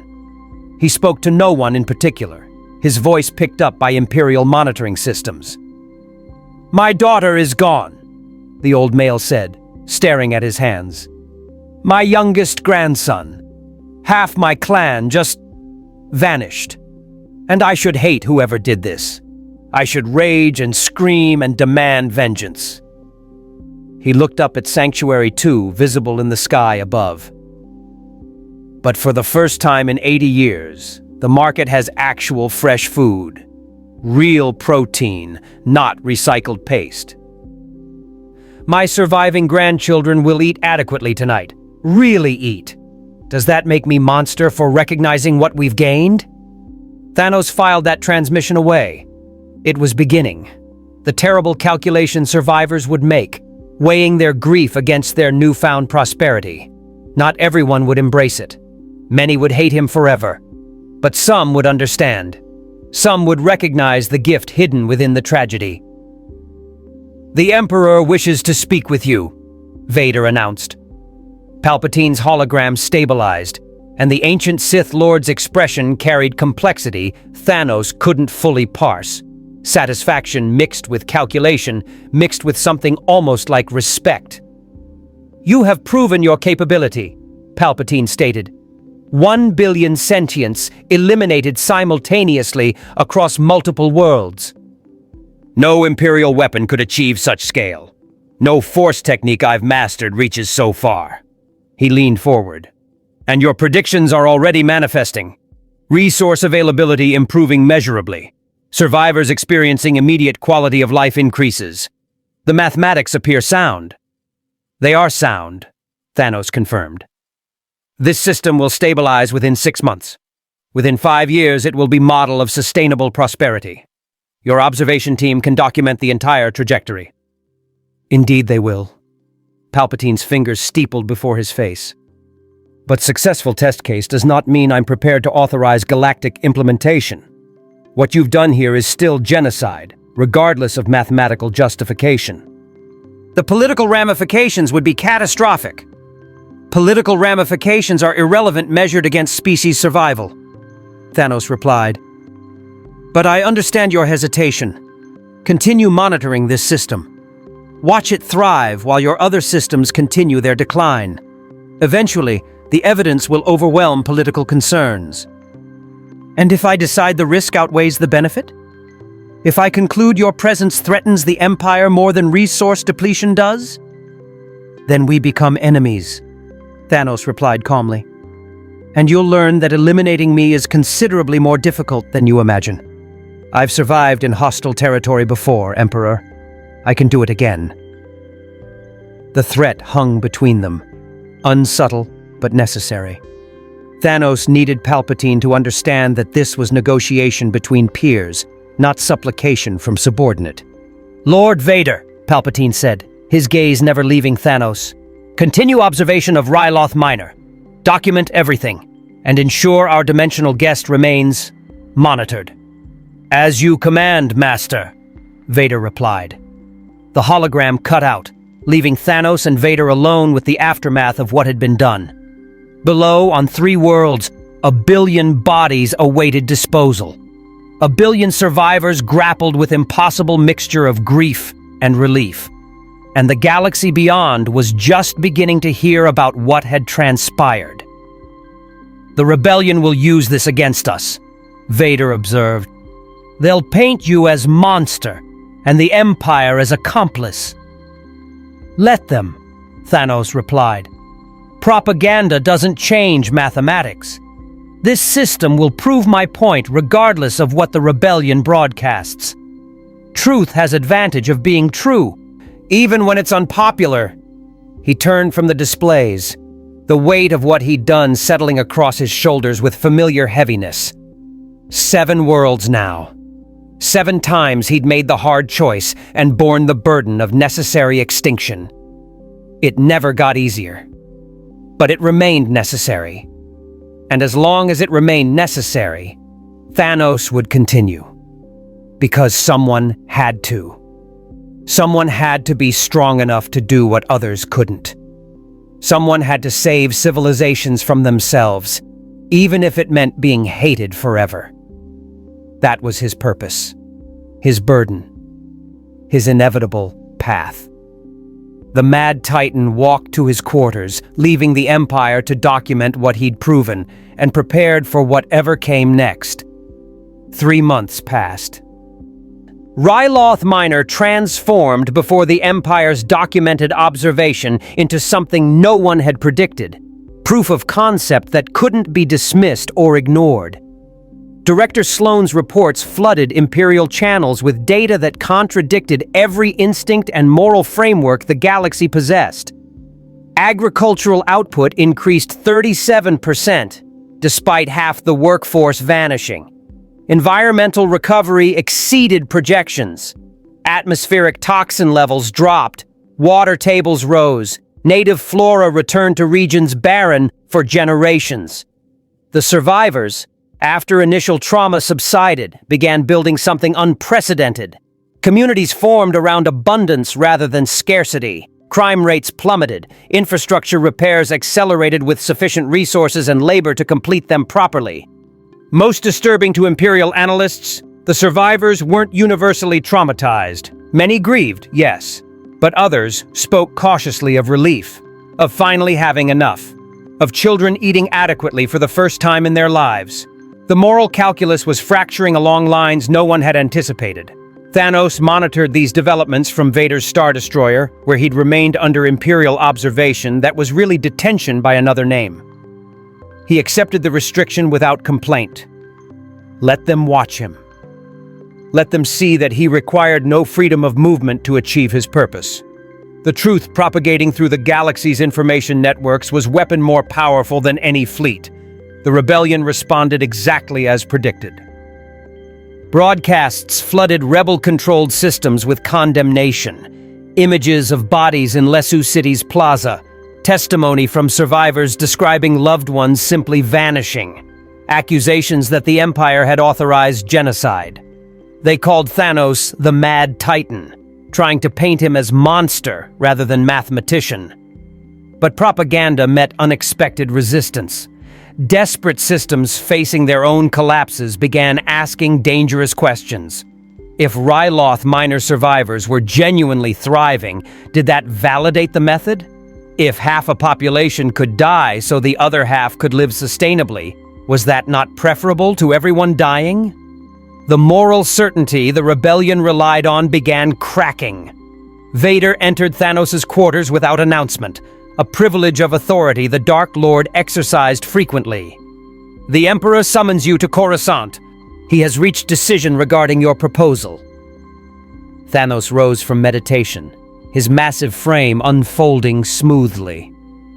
Will he authorize broader implementation? Unknown, but the summons is not optional. Vader's mechanical voice carried warning. Whatever his decision, it will be final. Resistance would be inadvisable. I don't intend to resist, Thanos replied, following Vader to the hangar bay where a Lambda-class shuttle waited. I intend to demonstrate why cooperation serves his interests better than opposition. The journey to Coruscant took hours through hyperspace, and Thanos used the time to review intelligence Sanctuary 2 had gathered. The rebellion was fracturing as he'd predicted. Mon Mothma held the moderates together through sheer force of personality, but radical factions were splintering off. Some wanted to negotiate with him. Others advocated immediate military action to destroy his ship and eliminate the threat he represented. More interesting, multiple independent systems had transmitted covert inquiries to the Empire, asking about the Titan's services. Planets facing resource collapse wanted to know if they could request intervention.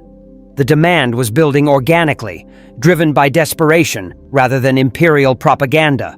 Coruscant emerged from hyperspace like jewel of impossible scale, entire planet transformed into single ecumenopolis, trillions of beings packed into vertical cities that stretched from surface to stratosphere. It was magnificent, and it was doomed. Your homeworld, Thanos observed to Vader as their shuttle descended through traffic lanes thick with commerce and desperation. How long has it sustained this population? Coruscant has been the galactic capital for over 1,000 generations, Vader replied. It is eternal. Nothing is eternal, Thanos corrected, studying the sensor data. This world produces no food, generates no resources except political authority. It survives only through supply chains importing everything from thousands of systems. One major disruption, sustained rebel interdiction, pandemic, catastrophic system failure, and trillions die within weeks. The Empire protects those supply chains. For now, but your Empire is overstretched fighting the rebellion, your resources finite, your Death Star destroyed. How long before the protection fails? Thanos gestured to the city planet below. This is apex of civilizational hubris, believing technology and will can overcome fundamental resource limitations indefinitely. Coruscant is most visible symbol of pattern I've dedicated my existence to breaking. They landed in the Imperial Palace's private hangar, where ranks of royal guards waited in crimson silence. The guards escorted them through corridors designed to intimidate. Vast spaces, dark aesthetics, architecture that made visitors feel insignificant. Thanos walked through it unmoved. He'd negotiated with cosmic entities in dimensions where physical space was negotiable concept. Palace grandeur was merely local flavor. Emperor Palpatine waited in throne room that seemed to absorb light and sound equally. He sat in shadows, yellow eyes gleaming like predatory cat watching prey approach.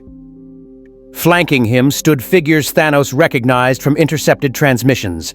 Grand Moff Tarkin, architect of the Death Star Doctrine, and other high-ranking Imperial officials, whose expressions ranged from hostile to calculating. Thanos of Titan, Palpatine's voice echoed through the chamber. You have made quite impression on my empire. Reports from Riylo Minor are difficult to dismiss. The survivors thrive. The system stabilizes. Your mathematics prove sound in practice as well as theory. As I promised they would, Thanos replied. But, Palpatine continued, political realities complicate what mathematics make clear. The rebellion uses your actions to recruit new members. Independent systems fear Imperial-authorized genocide might target them, even within my own command structure. Officers question the moral foundation of cooperating with you. He leaned forward. You have proven your capability, but you have also proven yourself politically toxic. The question is whether the benefits outweigh the costs. The question, Thanos countered, is whether short-term political discomfort matters more than long-term civilizational survival.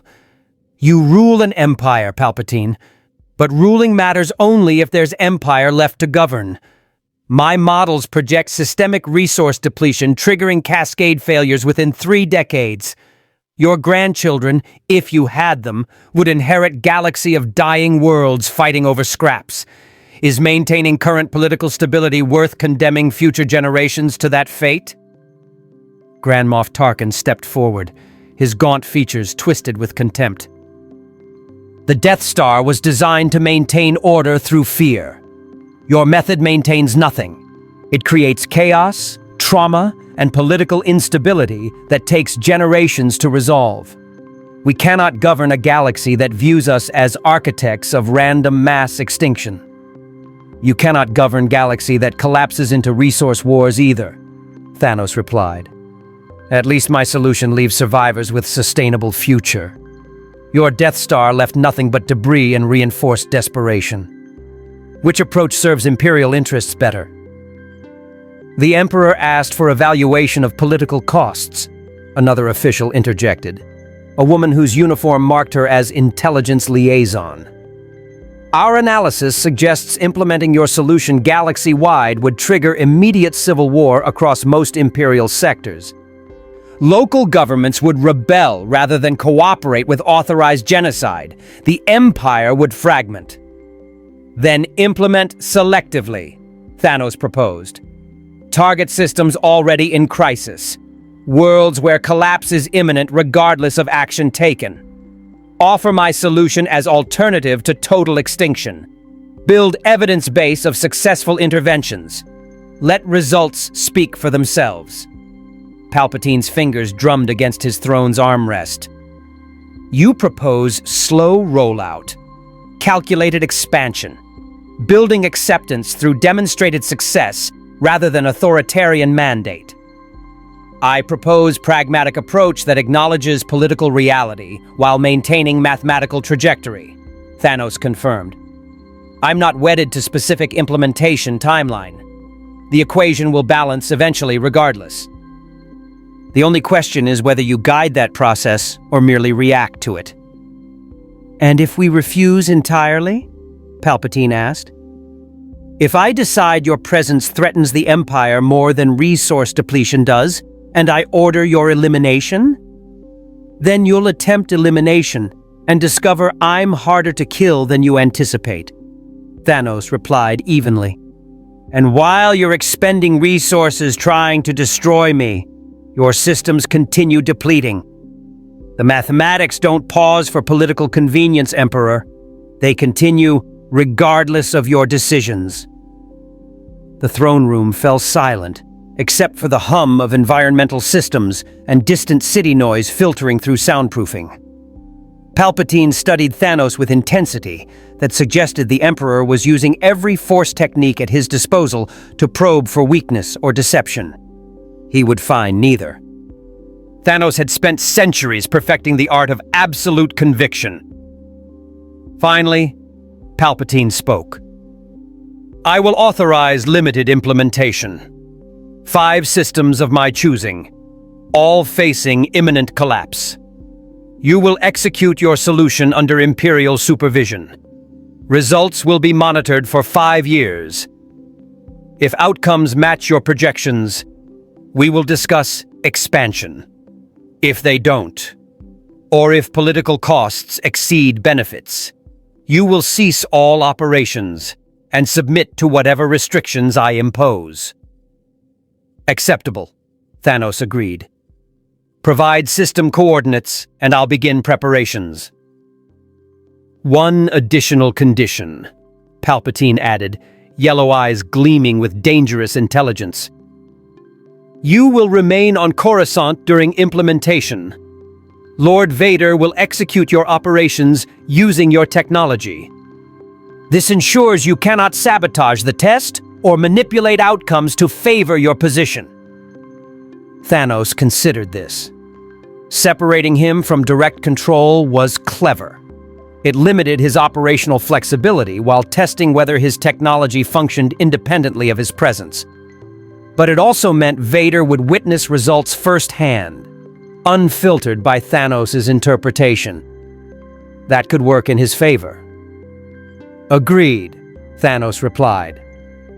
I'll transfer necessary technical specifications to Lord Vader. But understand, the device requires precise calibration for each system.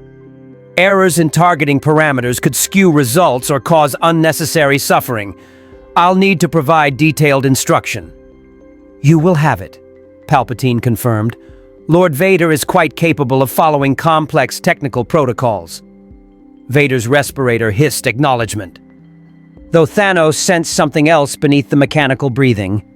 Anticipation, perhaps, or unease about becoming direct implementer of mass extinction. Then we have arrangement, Thanos stated. 5 systems, 5 demonstrations. The mathematics will vindicate themselves, and you'll expand implementation voluntarily, or they won't, and we'll discuss alternative approaches. Dismissed, Palpatine commanded. Lord Vader will escort you to secure quarters. You will remain under guard until implementation phase completes. Any attempt to leave Coruscant or contact external parties will be considered breach of agreement. Thanos bowed slightly, acknowledgement of terms rather than submission, and followed Vader from the throne room. The royal guards fell in around them, silent scarlet shadows ensuring compliance through implied violence. As they walked through the palace's endless corridors, Vader spoke quietly. You've gained what you wanted. Limited authorization. Proof of concept expansion. Why do I sense you're not satisfied? Because 5 systems isn't enough, Thanos replied honestly. It's progress. It's beginning. But the galaxy requires comprehensive solution, not surgical demonstrations. Palpatine thinks he can control the process, implement selectively, maintain political stability while addressing resource concerns. He can't. The mathematics scale inevitably. Once the truth propagates, that my solution works, that survivors genuinely thrive, demand will overwhelm supply. Systems will beg for intervention. The Emperor won't be able to restrict it even if he wishes to. You're counting on success to force his hand. I'm counting on reality to force everyone's hand, Thanos corrected. That's advantage of being right. Truth doesn't require permission to be true. It simply is. And eventually, even those who hate me will acknowledge it. They reached his assigned quarters, luxurious prison overlooking Coruscant's vertical sprawl. Thanos stood at the viewport, watching trillions of lights represent trillions of beings packed into unsustainable density. This world will require my solution eventually, he said quietly. When it does, they'll remember that I offered help before crisis became catastrophe. That I tried to save them before they needed emergency intervention. That will matter. Vader remained silent, respirator hissing in the recycled air. Finally, he spoke. The Emperor believes he's using you, that he's harnessing your capability while maintaining control. You believe you're using him, that you're exploiting his resources to achieve your goal regardless of his intentions. Both of you cannot be correct. Both of us are correct, Thanos replied. That's what makes this interesting. 6 months passed in calculated tension. Thanos remained confined to Coruscant's Imperial palace, monitored constantly by guards who rotated shifts to prevent familiarity. He spent the time in meditation and analysis, reviewing data streams from the 5 systems Palpatine had selected for intervention. Vader executed the operations with mechanical precision. Each system followed identical pattern: arrival, explanation, activation, documentation, 5 worlds. 2.5 billion beings eliminated across scattered sectors of Imperial space. And in every case, the mathematics proved themselves as Thanos had promised. The reports arrived daily, compiled by Director Sloan's expanded observation teams. Resource availability improving, infrastructure stabilizing, survivors experiencing quality of life increases that couldn't be dismissed as statistical anomalies. The pattern held across different species, different cultures, different planetary ecosystems. The solution was universal because the problem was universal. But the political cost was staggering.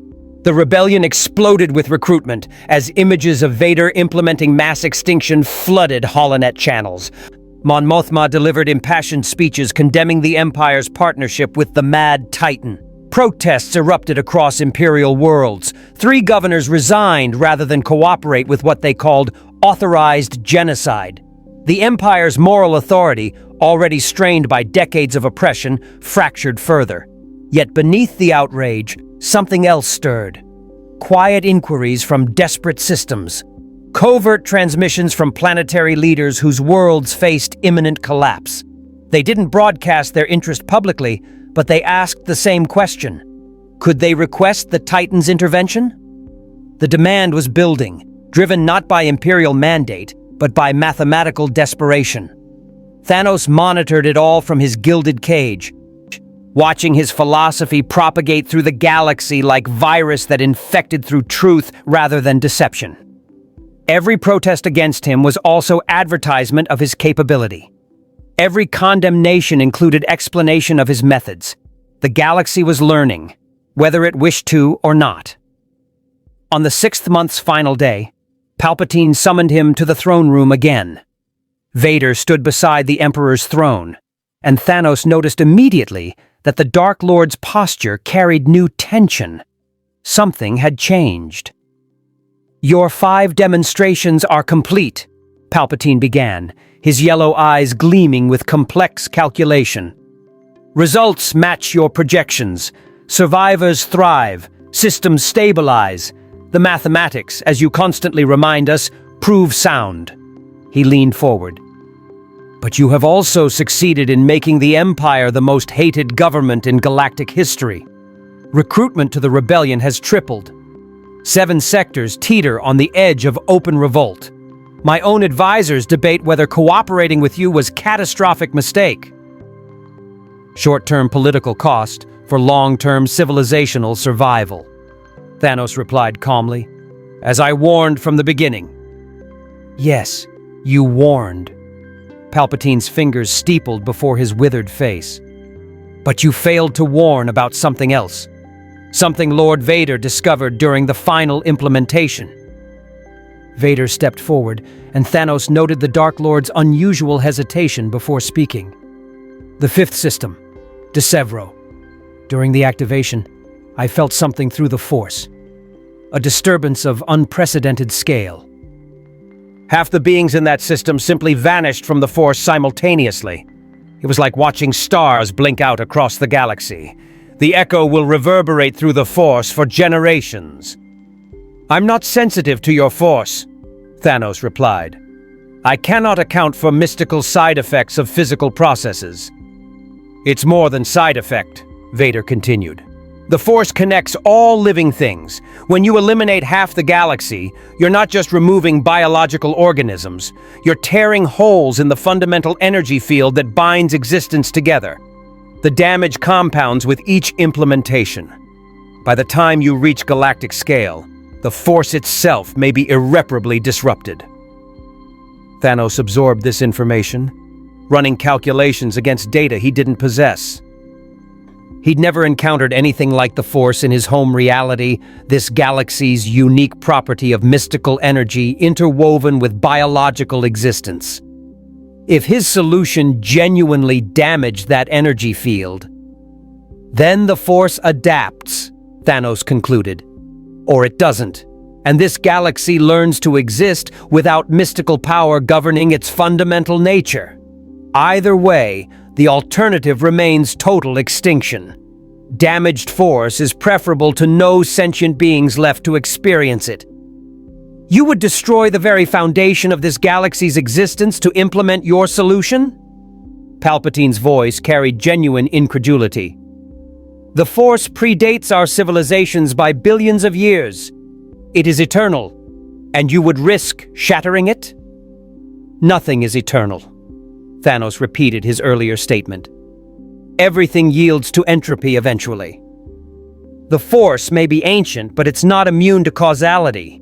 If my solution damages it, that's cost weighed against species survival. The equation remains unchanged. Living beings without mystical energy field versus no living beings at all. The choice is obvious.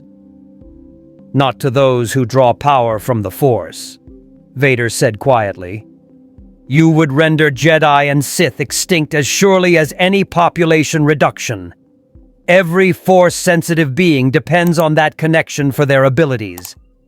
Damage it sufficiently, and we become merely ordinary beings with fading memories of greater power. For the first time, Thanos recognized genuine obstacle he hadn't anticipated. The Force wasn't merely philosophical framework or mystical tradition. It was actual energy field integral to this galaxy's function. And those who wielded it, Jedi, Sith, Vader, Palpatine himself, had vested interest in preserving it even at cost of population sustainability. Then we have reached impasse, Thanos stated. You cannot accept solution that threatens the Force. I cannot accept inaction that guarantees extinction. One of us must yield, or we become enemies. Palpatine rose from his throne, and the throne room's temperature dropped precipitously. Dark side energy coalesced around the Emperor like visible aura, and even without Force sensitivity, Thanos felt the power radiating from the ancient Sith Lord. You have been useful, Thanos of Titan. Your demonstrations proved instructive. Your philosophy, while abhorrent, contained kernels of uncomfortable truth. But you have become liability that outweighs your value, Lord Vader. Vader ignited his lightsaber, the crimson blade casting hellish light across the throne room. Royal guards moved into position, force pikes activated. Thanos found himself surrounded by the Empire's deadliest warriors, all focused on eliminating threat he represented. He didn't reach for his sword, not yet. You're making a mistake, Emperor.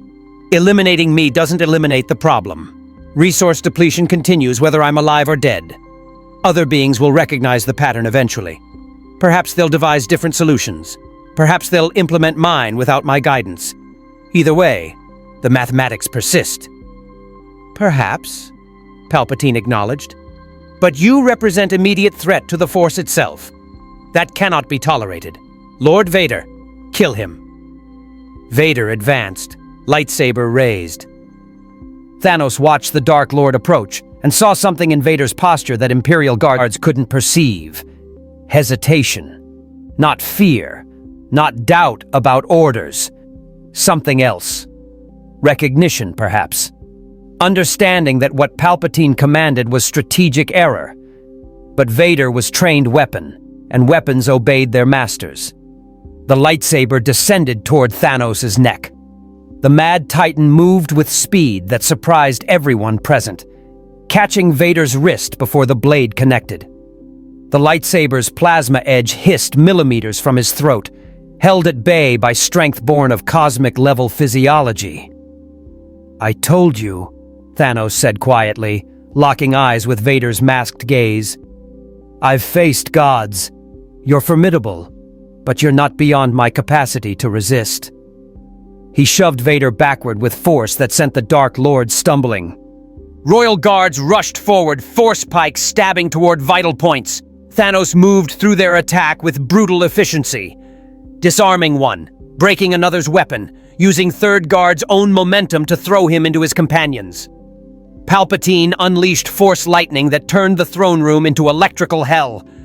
Thanos felt his armor smoking under the assault, pain lancing through nerve clusters despite his conditioning. But he'd endured this before.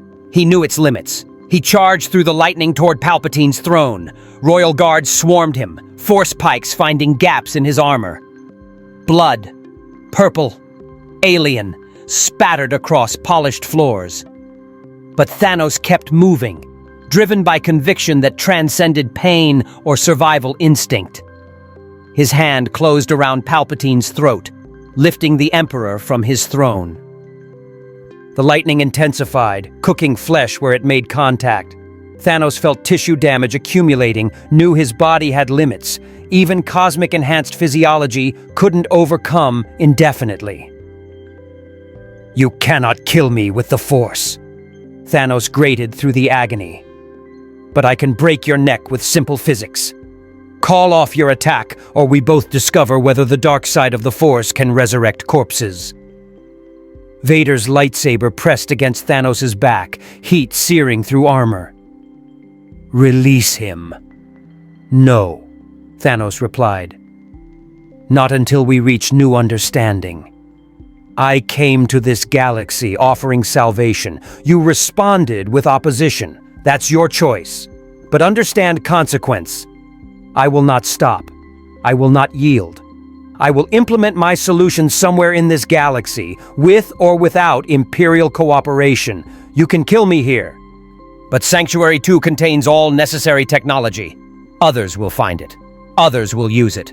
The knowledge exists now. You cannot suppress it." "Then we destroy your ship," Palpatine wheezed through Thanos' grip. "Already done," Vader's voice came from behind. "I ordered it destroyed an hour ago. Antimatter charges sufficient to reduce it to constituent atoms." Thanos felt something close to surprise.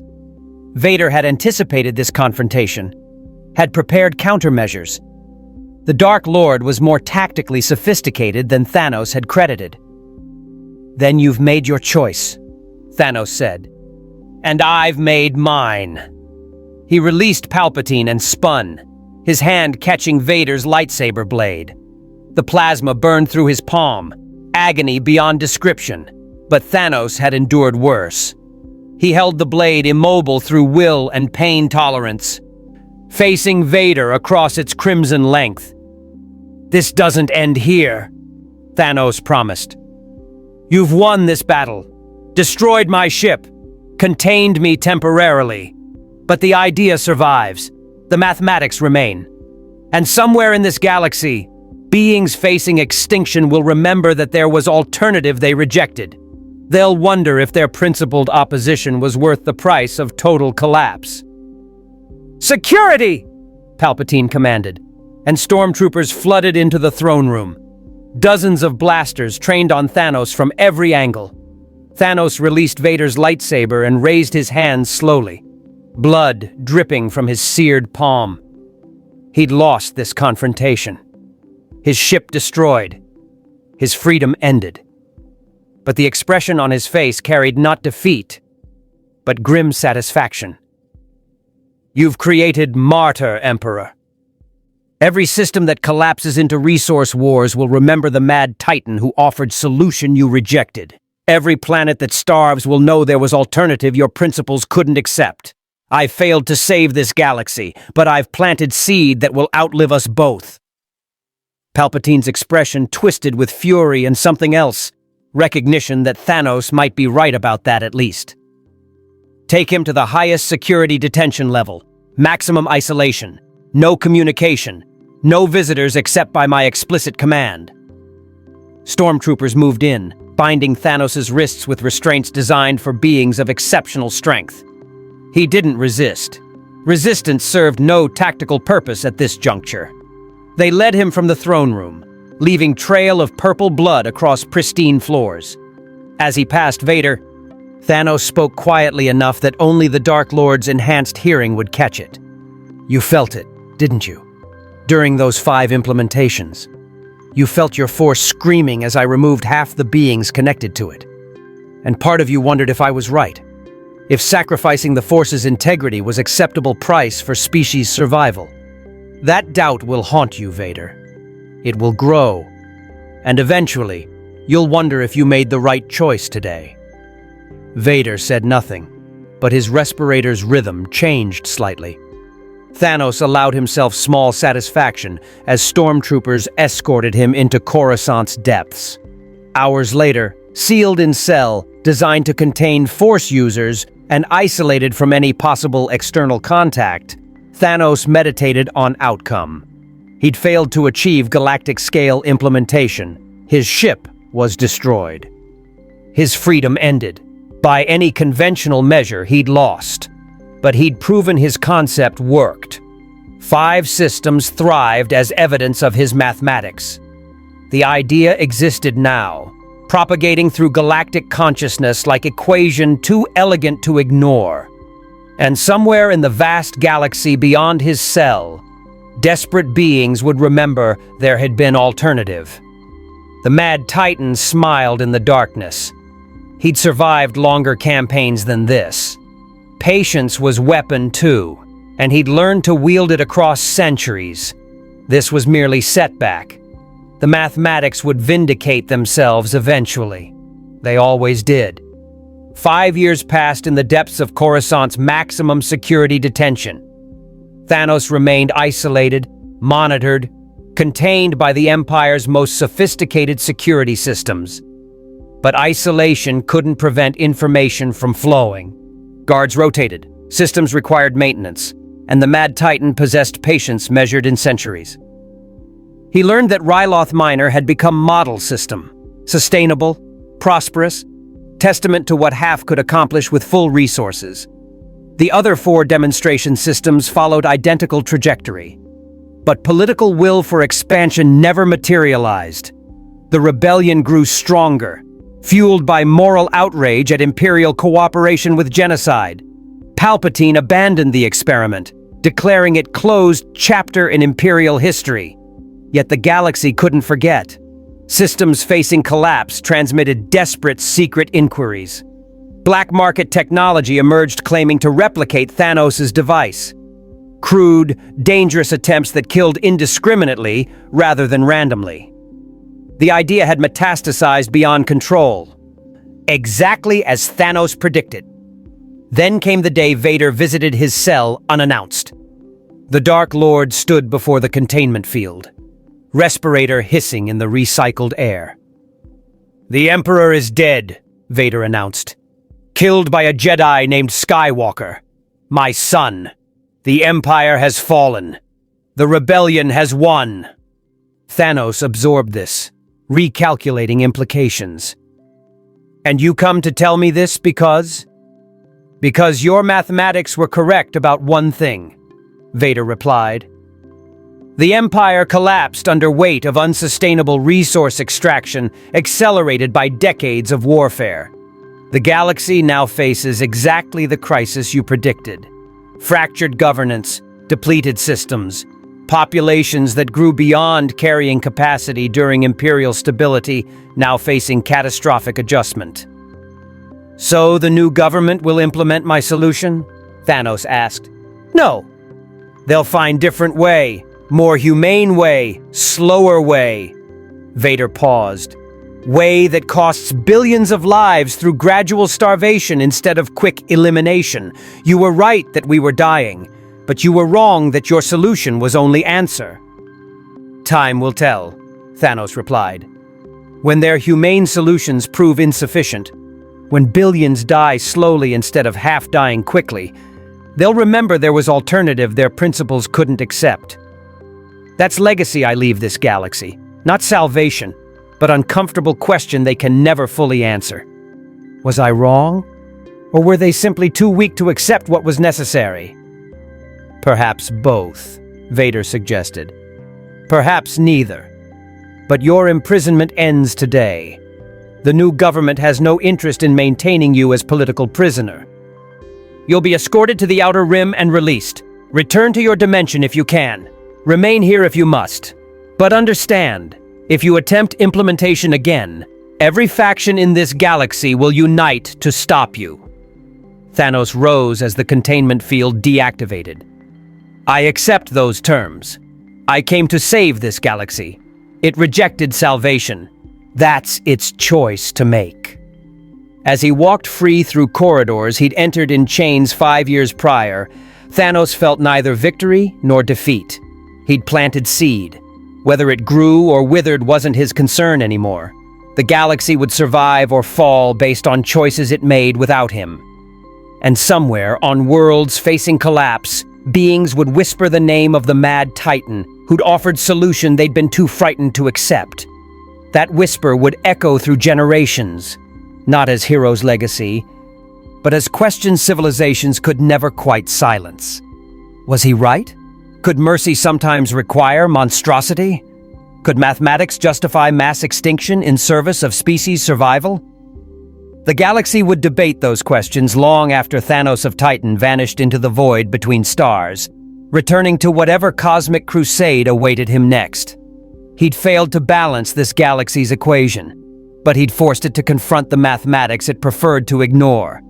And that, perhaps, was victory enough for the Mad Titan. Not salvation, not gratitude, but recognition that some truths are too uncomfortable to embrace, yet too undeniable to forget. The Force would remember. The survivors would remember. And when the next crisis came, they would wonder if they'd made the right choice in rejecting the solution from beyond the stars. Thanos disappeared into the galaxy's vastness, leaving behind only whispers, mathematics, and the eternal question of whether survival justifies any price, or if some costs are simply too terrible to pay, even when the alternative is extinction. The galaxy would answer that question, one way or another. And the Mad Titan would be watching, patient as entropy, inevitable as mathematics, waiting to see if this reality proved different from all the others, or if eventually they all reached the same conclusion he had on Titan's dying surface so many centuries ago. May the Force be with you. More stories await.